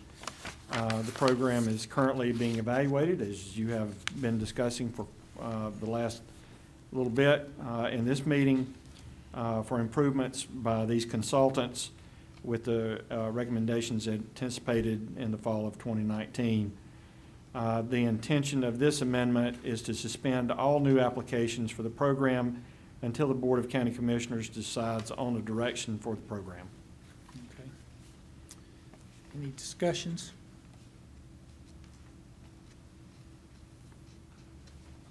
Then I'll make a motion to approve the amendment to the water sewer extension ordinance to suspend the acceptance of new applications for the water line extension program indefinitely. Why would it be indefinitely? Till we don't know when we're gonna get our response from Barry and his team. So in the fall of 19, we're going to get what? We'll get the recommendation for the matrix, Okay. and then we can make an assessment how we move forward, what the qualifications for being on the list, and how they're ranked. Well, why don't you amend it and let's suspend it for 6 months and then review it in 6 months after October. Okay. That sort of. Commissioner Simpson? I guess my question would be, I could live with that. what if we have some people right on the cusp? I mean, the staff's been working on these projects all along. What if we have somebody right on the cusp that's already near approval or? Yeah, Well, now, we're not talking, we're gonna Just work the with new existing applications. customers. This is no new. These are The applications. current ordinance allows individuals to sign up every year on Right. July the 1st. Right. So we're coming up on that date. It only occurs on one day a year. That's where people get here early and stand in line to get their name on the list. Mr. So we don't Chairman, wanna- excuse me, Mark, I'm sorry. I'm sorry, go ahead. I was just going to say, in preparing the ordinance, we didn't know what length of time the board would want to put in there, so we did put that it would be subject or pending amendment by the board to come back and amend the ordinance again, maybe 6 months, it may be well under 6 months, we just don't know. So I think this gives you the flexibility to come back and do it whenever you're ready to do that. Okay. You want to withdraw? Okay, all right, but I appreciate that, but my concern is if we put indefinitely and they come back with a matrix and we never take action on it, then that program has gone away. Is that correct? It's always the board's prerogative whether to continue a program or not. This Right, but suspends, this specifies that it is done. what it does is say, may I read it?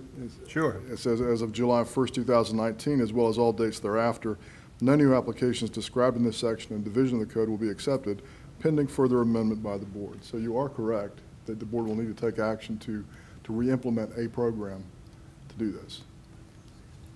Maybe we say until July 2020. There you go.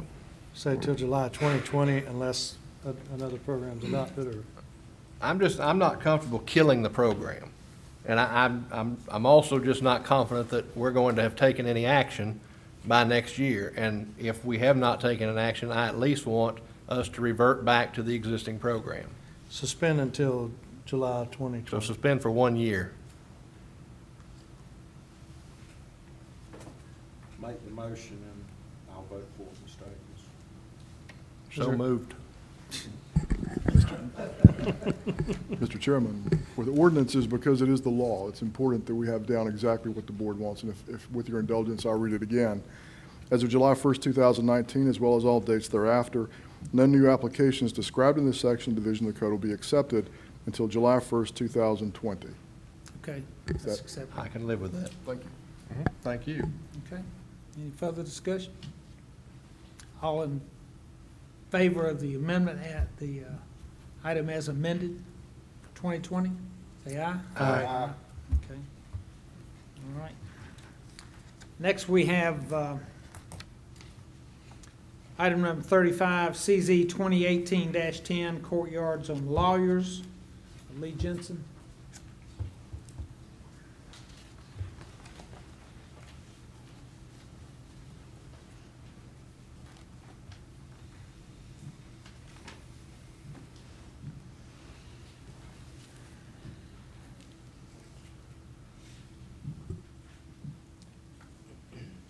See my presentation.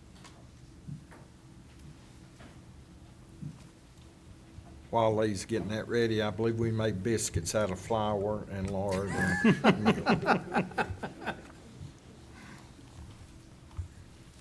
Follow that now, Lee. This was a public hearing that came before board last meeting. This is courtyards at Lawyers Road. Again, the area that was under consideration is kind of what I'm circling here on the map.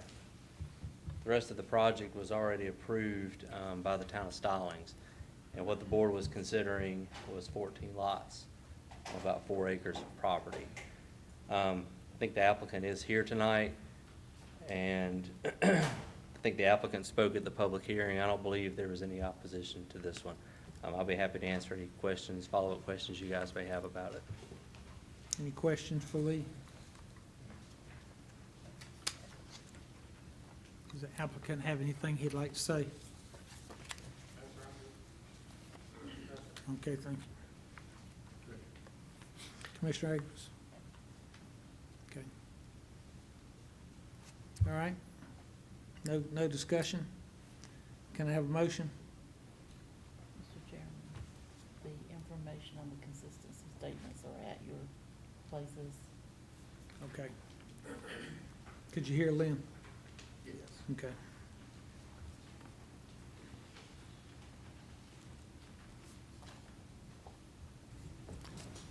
I'll make a motion to approve the consistency statement approving the rezoning petition CZ 2018-010 to rezone the property appearing on the tax map as parcel 08-32105 A01 in the Goose Creek Township, the property from R20 to R4 CZ as consistent with the current plan, and approve rezoning petition CZ 2018-010 to rezone the property from R20 to R4 CZ and approve the conditions as accepted by the applicant. Okay, we have a motion. Any discussion? All in favor? Aye. Okay. Next, Lee, CZ 2019-003 Brewer Henley Highway 200 site. This was another rezoning that came before the board at the public hearing at their last meeting, and just for a gas station at the intersection of Highway 200 and Rocky River Road, where the roundabout's going to be constructed. The applicant was here, and the applicant spoke regarding the petition. There were several folks that showed up in opposition, spoke in opposition to the petition. Primary concerns raised were increase in traffic, light pollution, noise, and loss of what I would characterize, kind of taking their comments, was loss of rural character. I think the applicant is here, so if you have any questions for the applicant, he is present, and I'll be happy to answer any questions you have. Any questions for Lee? Then I think everyone has a consistency statement for item number 6, and I'll make a motion to approve the consistency statement, approving the rezoning petition CZ 2019-003 to rezone the properties appearing on tax map as 04-279-047B and 04-279-47 in the Beaufort Township, the properties from RA 40 to BZ 4 as consistent with the current plan, and approve rezoning petition CZ 2019-003 to rezone the properties from RA 40 to B 4 CZ and approve the conditions as accepted by the applicant. Any discussion? All in favor? Aye. Okay. Next, we have CZ 2019-005, Dixon Farm, and Lee. Yes, sir. This is the last public hearing that came before you, the board, the last meeting. This was for a 431 unit housing development on Weddington Road. The applicant spoke at the public hearing in support of the application, kind of described what the neighborhood would be. And there were several residents that lived in the area that came out and spoke in opposition. Their primary concerns were traffic and schools. I don't believe the applicant's here tonight. I didn't see them. They may be if they are. But I don't believe they're here. I'll be happy to answer questions you have from planning staff. Any questions? Do we have a motion on this? I'll make a motion to deny the application and adopt the consistency statement rejecting the rezoning petition CZ 2019-005 to rezone the properties appearing on the tax map as parcels 09-402-011 and 09-402-011G in the Monroe and Sandy Ridge Townships, the properties from R40 to R6CZ as inconsistent with the current plan, and deny the rezoning petition CZ 2019-005 to rezone the properties from R40 to R6CZ. Any discussion? All in favor of the motion? Aye. Okay. Thank you, Lee.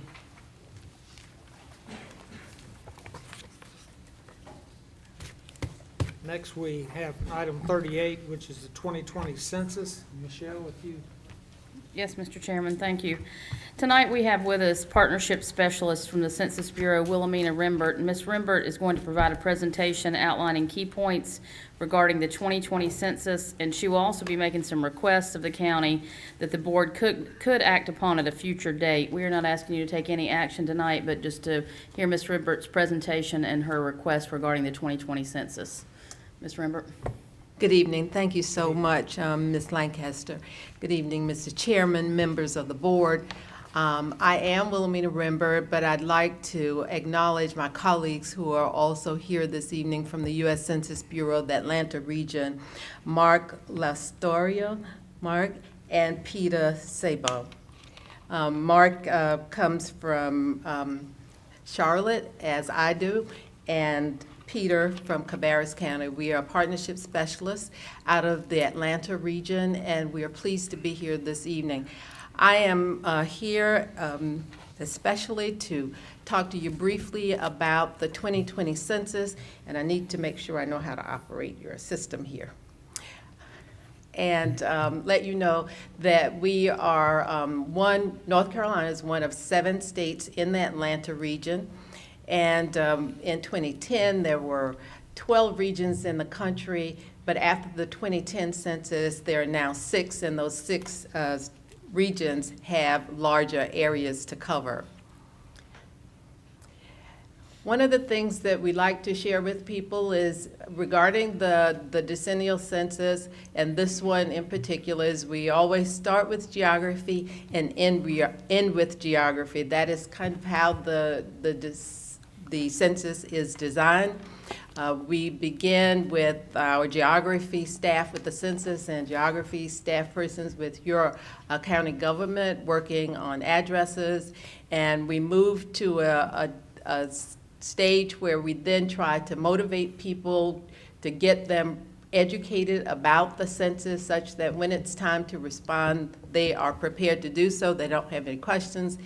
We will then move to the point in next year, in March, about mid-March, April of next year, where persons will be able to respond to the census, and they will have 3 ways to do that.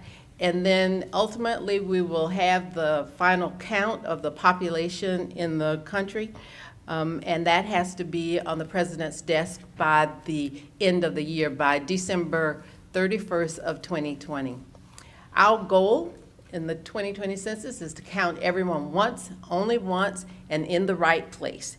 It is essential that we count everyone because it has serious implications for a couple of things. But before I even get to that, I want to say that it is first of all required by the U.S. Constitution, is mandated by the U.S. Constitution that we count the population every 10 years. That has been the case since 1790.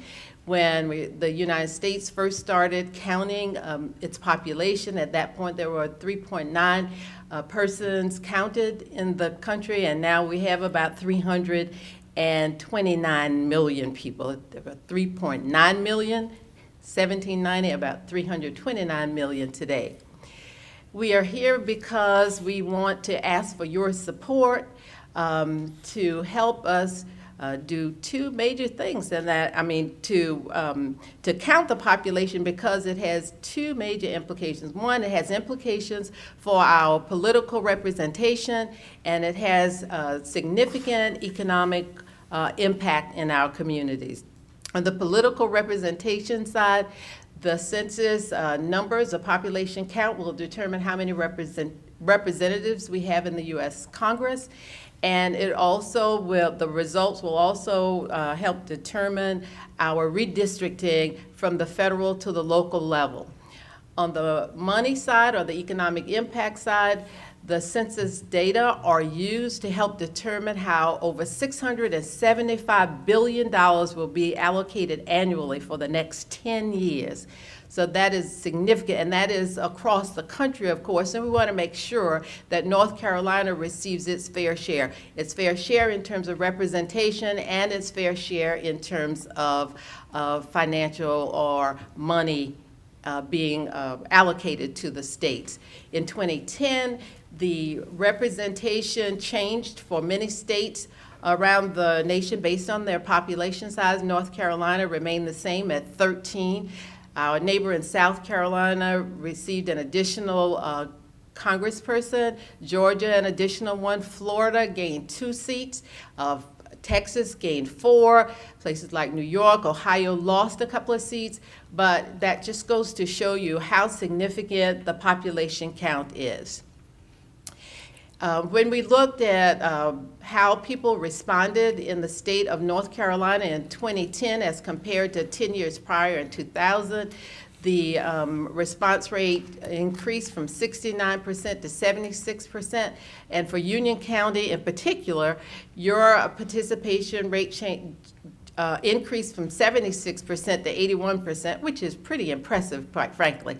And the governor is asking that all of the counties establish complete count committees to help make sure we count everyone, such that we can increase the count across the state of North Carolina, and perhaps influence our representation in the U.S. Congress to make sure that we have ample and fair representation. He is thinking that if we can increase our representation by 80% or better, then that could have, of course, significant implications for our representation and financial allocations to the state. We know that there are people who may have concerns about how the data are used and the privacy, confidentiality of their data. Just want you to know that the U.S. law requires, under Title 13, U.S. Code requires that we protect all information we receive from our residents across the country, and there's a lifetime oath that we as employees of the U.S. Census Bureau take, that we do not share that information or reveal that information. If so, violating that confidentiality can lead to us serving up to 5 years in prison or being fined up to $250,000 or both. So we take protecting the confidentiality of the information very seriously. And of course, the U.S. Census Bureau has a very robust system for encrypting information and limiting access. So the information is not available, the personally identifiable information is not available to anyone until after 72 years, which is essentially a lifetime. The Census Bureau also does not ask for full Social Security numbers, never will ask for money or donation, never sends requests on behalf of any political party, and never asks for other personal information like bank account numbers or PINs. That would be a violation of one's confidentiality. So if you hear that someone is asking for that kind of information associated with the 2020 census, you should know that that is not what the Census Bureau does. We are coming before you because we see you as trusted leaders in our community, trusted voices, and we hope that you will be ones who can help us communicate how important this is to everyone in our communities, and will be able to help us engage other leaders in the community to communicate this as well. The Census Bureau collects lots of data and uses lots of different surveys to collect those data. And so sometimes people may say that they have already answered a survey for the Census Bureau. It is important to know that the decennial census will be a short form, unlike some of the other census surveys that are longer forms, like the American Community Survey, for example, that ask a lot more information about age and housing, health insurance, and broadband access and other data. Then there are business surveys, economic surveys that our business community often relies very heavily on, that has information about industry data, employment, and imports and exports. But the decennial is a short form. It will have about 10 questions and will not be the long form that it used to be that will require taking a lot more time. And the data are available at all geographic levels from the federal to the federal level to the census tract level. Some people will ask, well, how are the census data used? Well, they're used in a number of ways. You have packets on your desk before you that will have information in them that will give you at least 50 different ways the census data are used. But some of the most common ways that we know the census data are used to help determine or help make decisions about funding for education, for healthcare, transportation, social services, and emergency response, and a number of other services and programs, even infrastructure. There's so many ways that the census data are used, but it is important to know that the Census Bureau does not allocate funding itself. It just provides the data upon which leaders like you make your decisions about how federal dollars might be allocated. New this year, or in 2020, in terms of how the census data will be collected, there will be 3 ways that people will be able to respond to the 2020 census. The primary way will be the internet.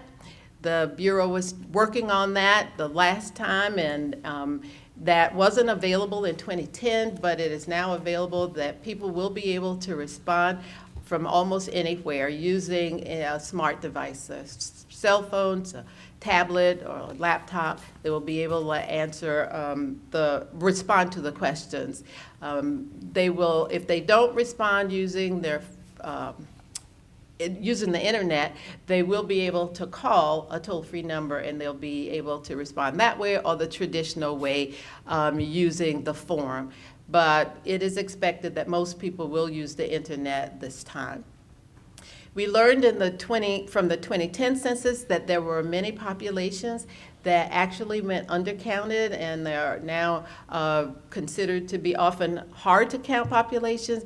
These are some of the populations that were found based on census research to have been undercounted based on the 2010 census: children 5 years and under, veterans, seniors, migrant, farm workers, foreign-born immigrants, persons with limited English proficiency, renters. We also learned that there are people who have been affected by natural disasters, for example, and many of them in North Carolina were affected by the floods and other natural disasters, and they may be subject to not being counted if we don't have serious and strategic outreach efforts to try to count them.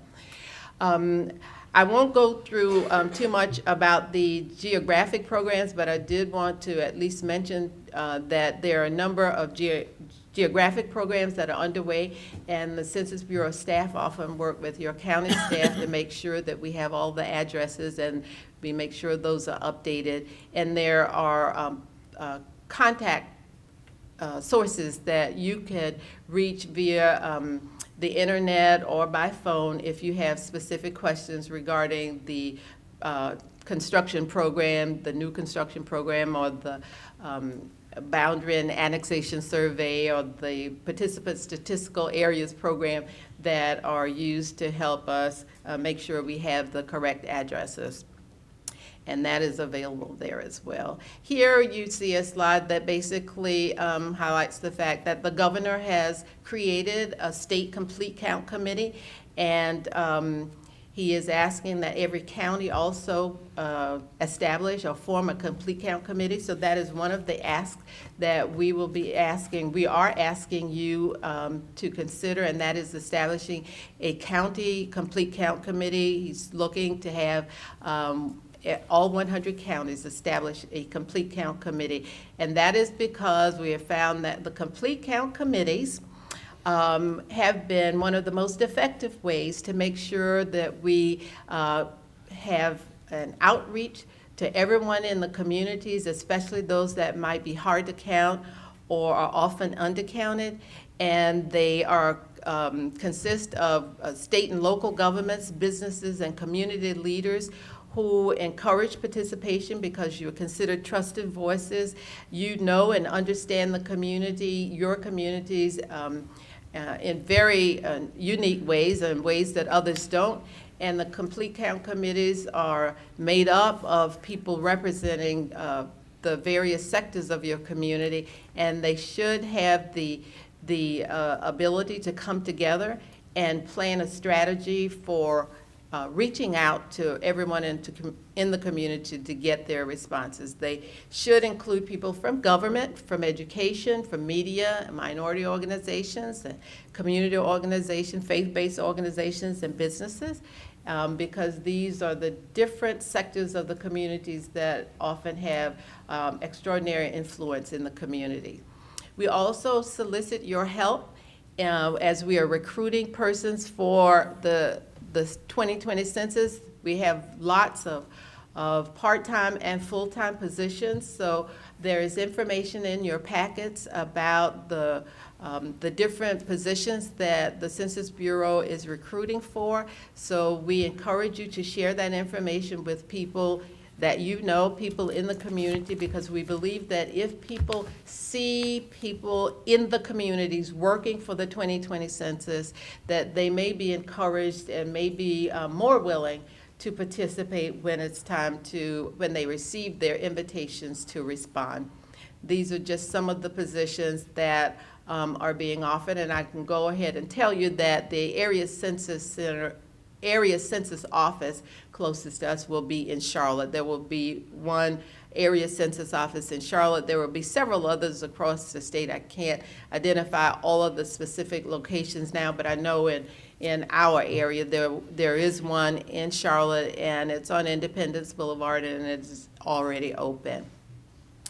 The last slide you have is, it has a contact information for me or for our Atlanta Partnership Office in Atlanta and the recruiting office as well. I want to go back and quickly summarize because I didn't mention all of the requests or the asks that I have. The one that I mentioned was that we'd like to ask you to certainly form a complete count committee.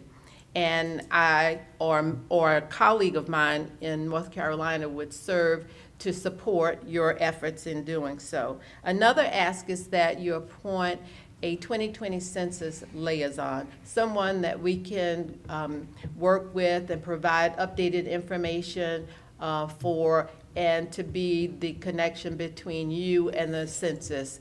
And that's the second. Third request is that you consider adopting at a future meeting a resolution indicating your public support of the 2020 census. There are several other requests that I will make, but I think they're probably requests that I can make with Mr. Watson, your county manager, or Ms. Lancaster, and I will plan to do that at a subsequent time. But those are key requests that I wanted to make before you and of you as members of the board. I want to thank you again for allowing us to come this evening, and I look forward to working with Ms. Lancaster or whomever the county manager designates as a 2020 census liaison. Thank you and good evening. Any question? Oh, yes, sir. I would like to say that the census is one of the most important things that we do as citizens. And I understand, I'm just going back to a statement that you made. This census is not going to ask how many bathrooms we have in our house. No, you said it was going to be a shorter. Yeah, this one's going to be short, like the one was in 2010. There were 10 questions. That's what I'm talking about. Yes, sir. So they're going to be asking how many bathrooms we have, and how many, all this other kind of stuff. No. Is it name and address, and number of people in the house, and Well, ages? And let me say this. We have not, the questionnaire has not been finalized for 2020, so I can't tell you the exact amount. I can say that the questionnaire is expected to be short as it was in 2010, and there were 10 questions in 2010, and you could see what that 2010 questionnaire looks like and the content that was on that, because that's available on the Census Bureau's website. Okay. But we don't have yet the questionnaire for 2020. That has not been finalized. sometimes I get bit by the libertarian bug, and I didn't want to answer how many bathrooms I had, and I had nice people come to my door a couple times and ask me to finish filling it out. Are those people going to be coming back this time and asking me more questions? Well, if I choose not to answer those questions. We encourage everyone to answer the questions, all of the questions, because we want a complete and accurate count. But the Census Bureau will accept the questions, the questionnaires that people send back or respond to. But we really look for a full and complete count for the question, for the population count to be accurate and complete. And the responses to the questions are protected also by law. Ma'am, can I ask Yes, a sir. question? You talked about this helping identify how many representatives and everything of that nature. What is our target that we're trying to get? Are these citizens, all bodies? What is the census looking for? The Census Bureau is counting everyone living in the United States as of the reference date is as of April 1 at their residence, where they are as of April 1. That is the target date. Now, the invitations to respond will start coming out in mid-March. And one doesn't have to wait until April 1 to respond. They could go ahead and respond, but that's kind of the reference point. And it is to count everyone once and only once living in the right place. That is our goal. All right. Okay. Thank you, ma'am. Thank you, sir.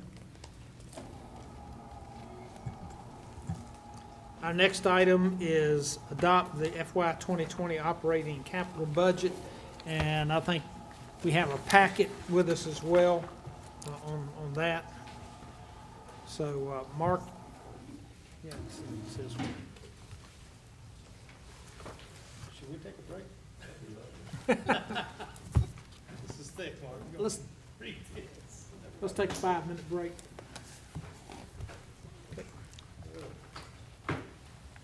Thank you, Sonny.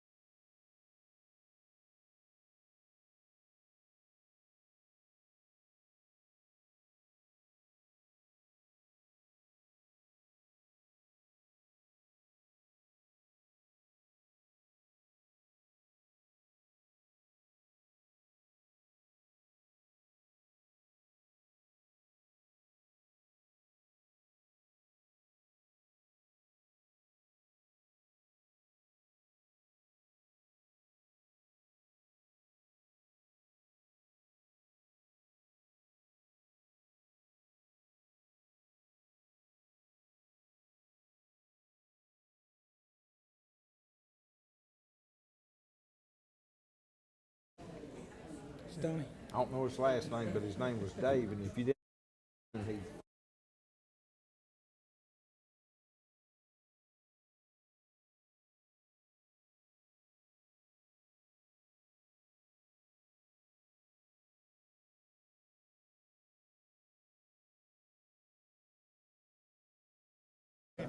Huh?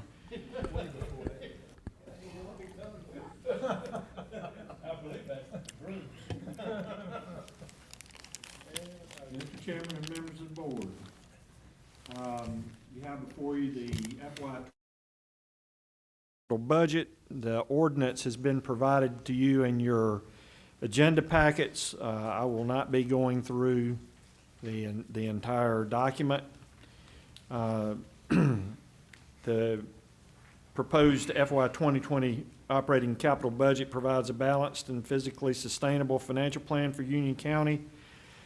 The operating and capital budget process has included numerous public discussions and collaboration concerning the budget process, and the capital budget. The FY 2020 operating capital budget has been a collaborative product based upon input received at budget work sessions, meetings conducted with county service areas, information received from our outside agencies, and information received from school officials. The budget was built upon 3 core principles: maintaining physical discipline, investing in our core services, implementing a strategic framework for internal business processes. The total recommended operating budget for FY 2020 is $443,943,286.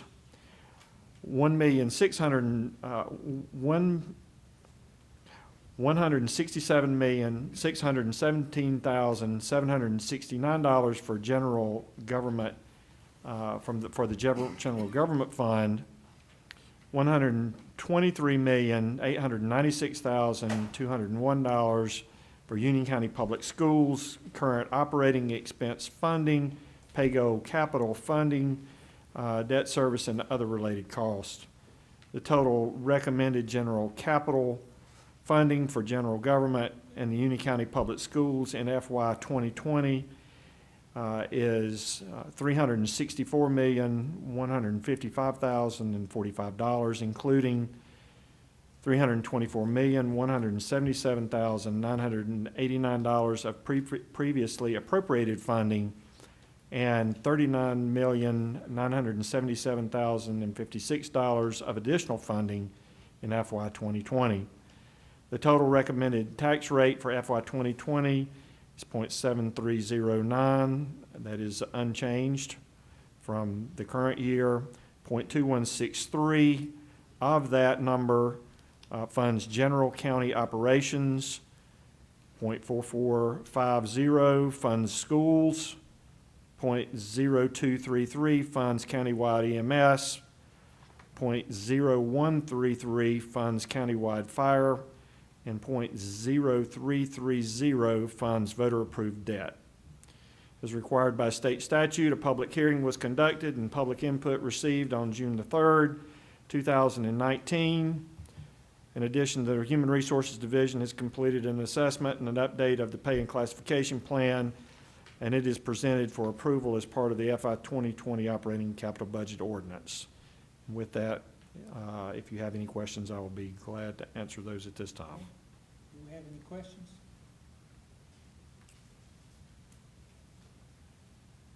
Then I'll make a motion to adopt the FY 2020 operating capital budget ordinance and the associated tax rates and fees.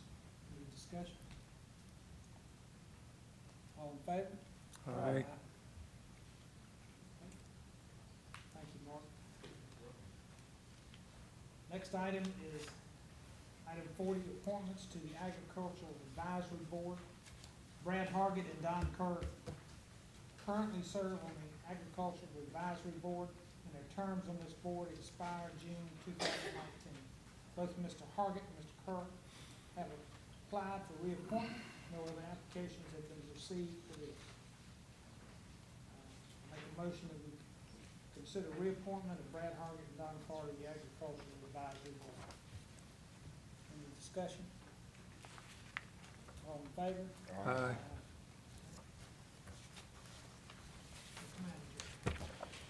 Thank you, Mr. Chairman. A couple of things.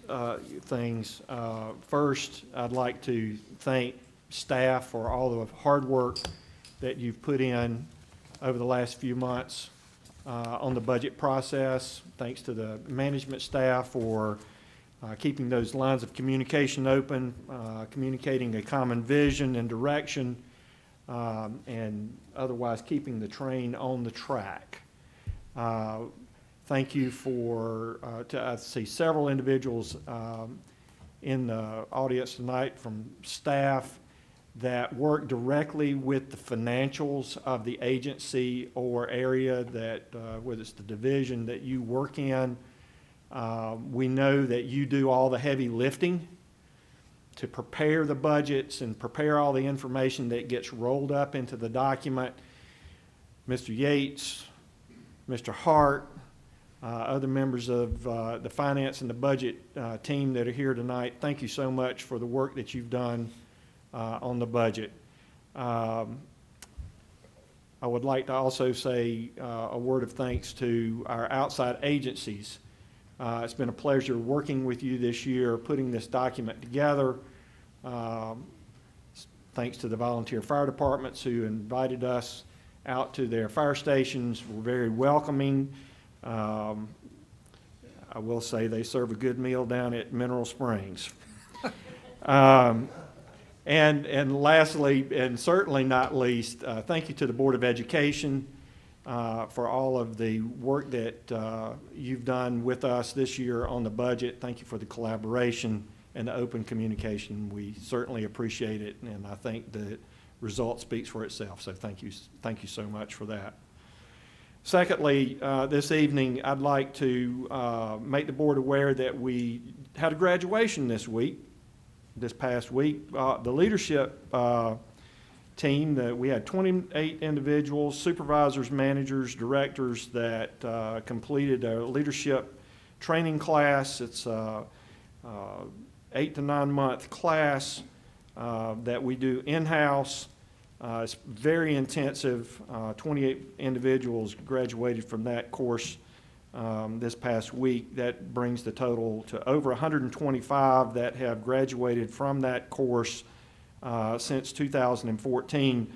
And I will let you know that we have a number of qualified individuals technically in this organization.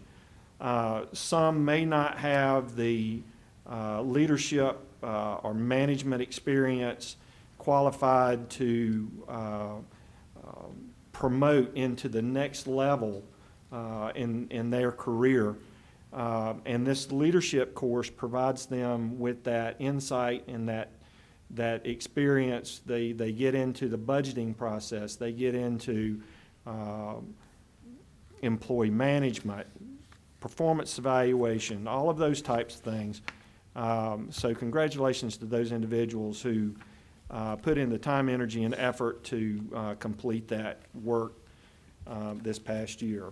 Lastly, I would like to make the board aware of a new standard operating procedure that we have in Public Works.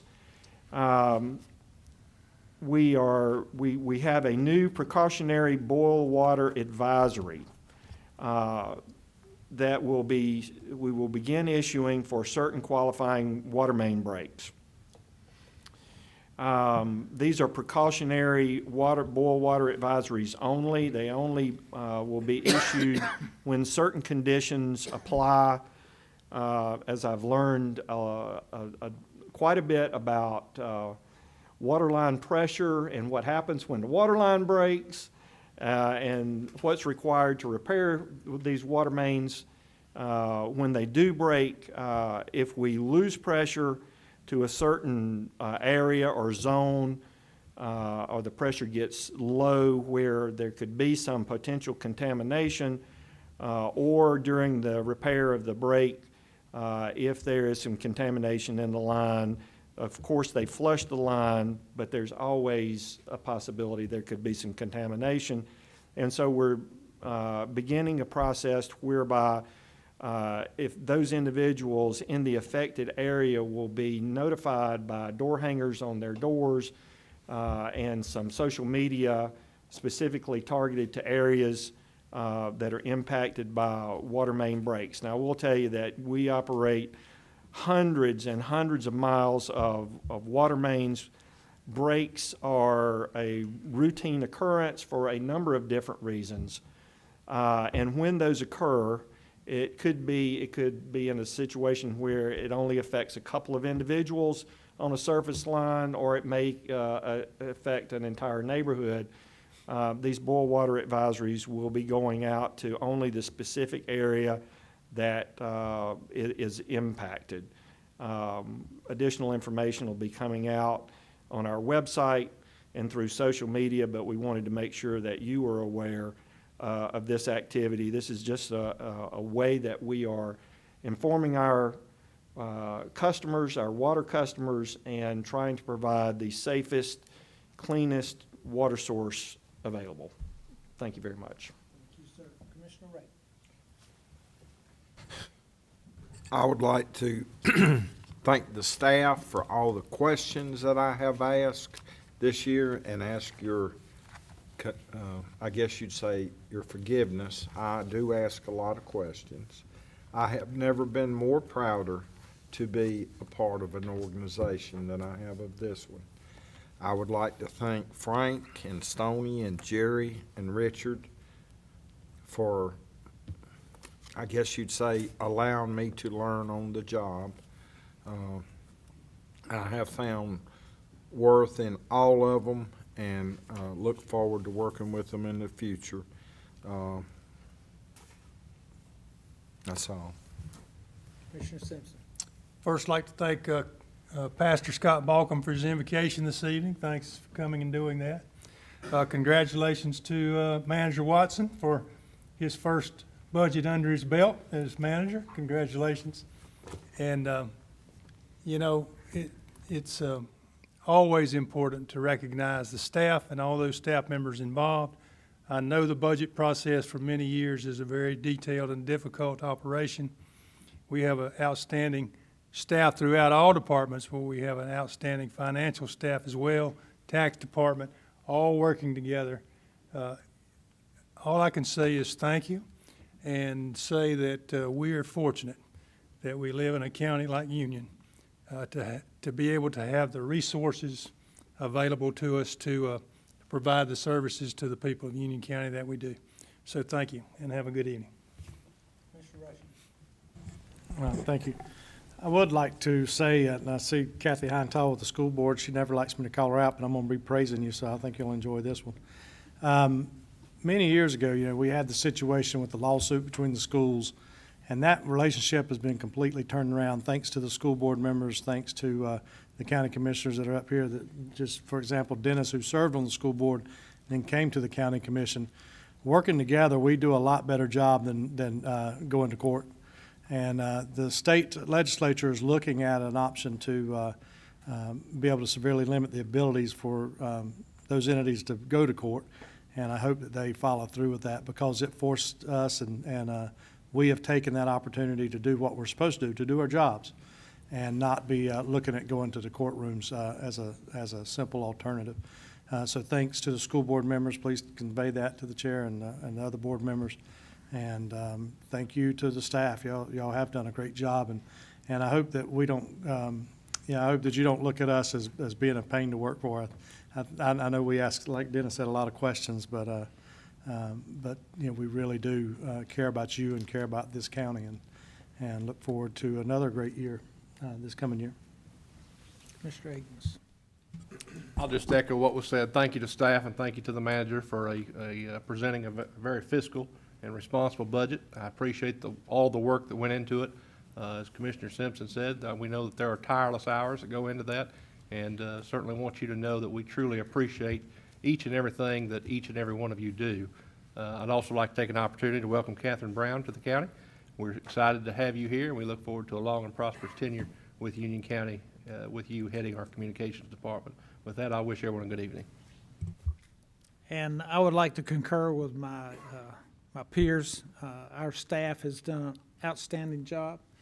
The manager is his first budget, very transparent, and I had someone ask me, we were on a break, is this going to take long? And I said, no, I don't think so, because we all knew where we're at before we came here tonight, and that's great. And I know I'm pleased to see as much staff as we have here tonight, and y'all should be proud of what we've accomplished tonight.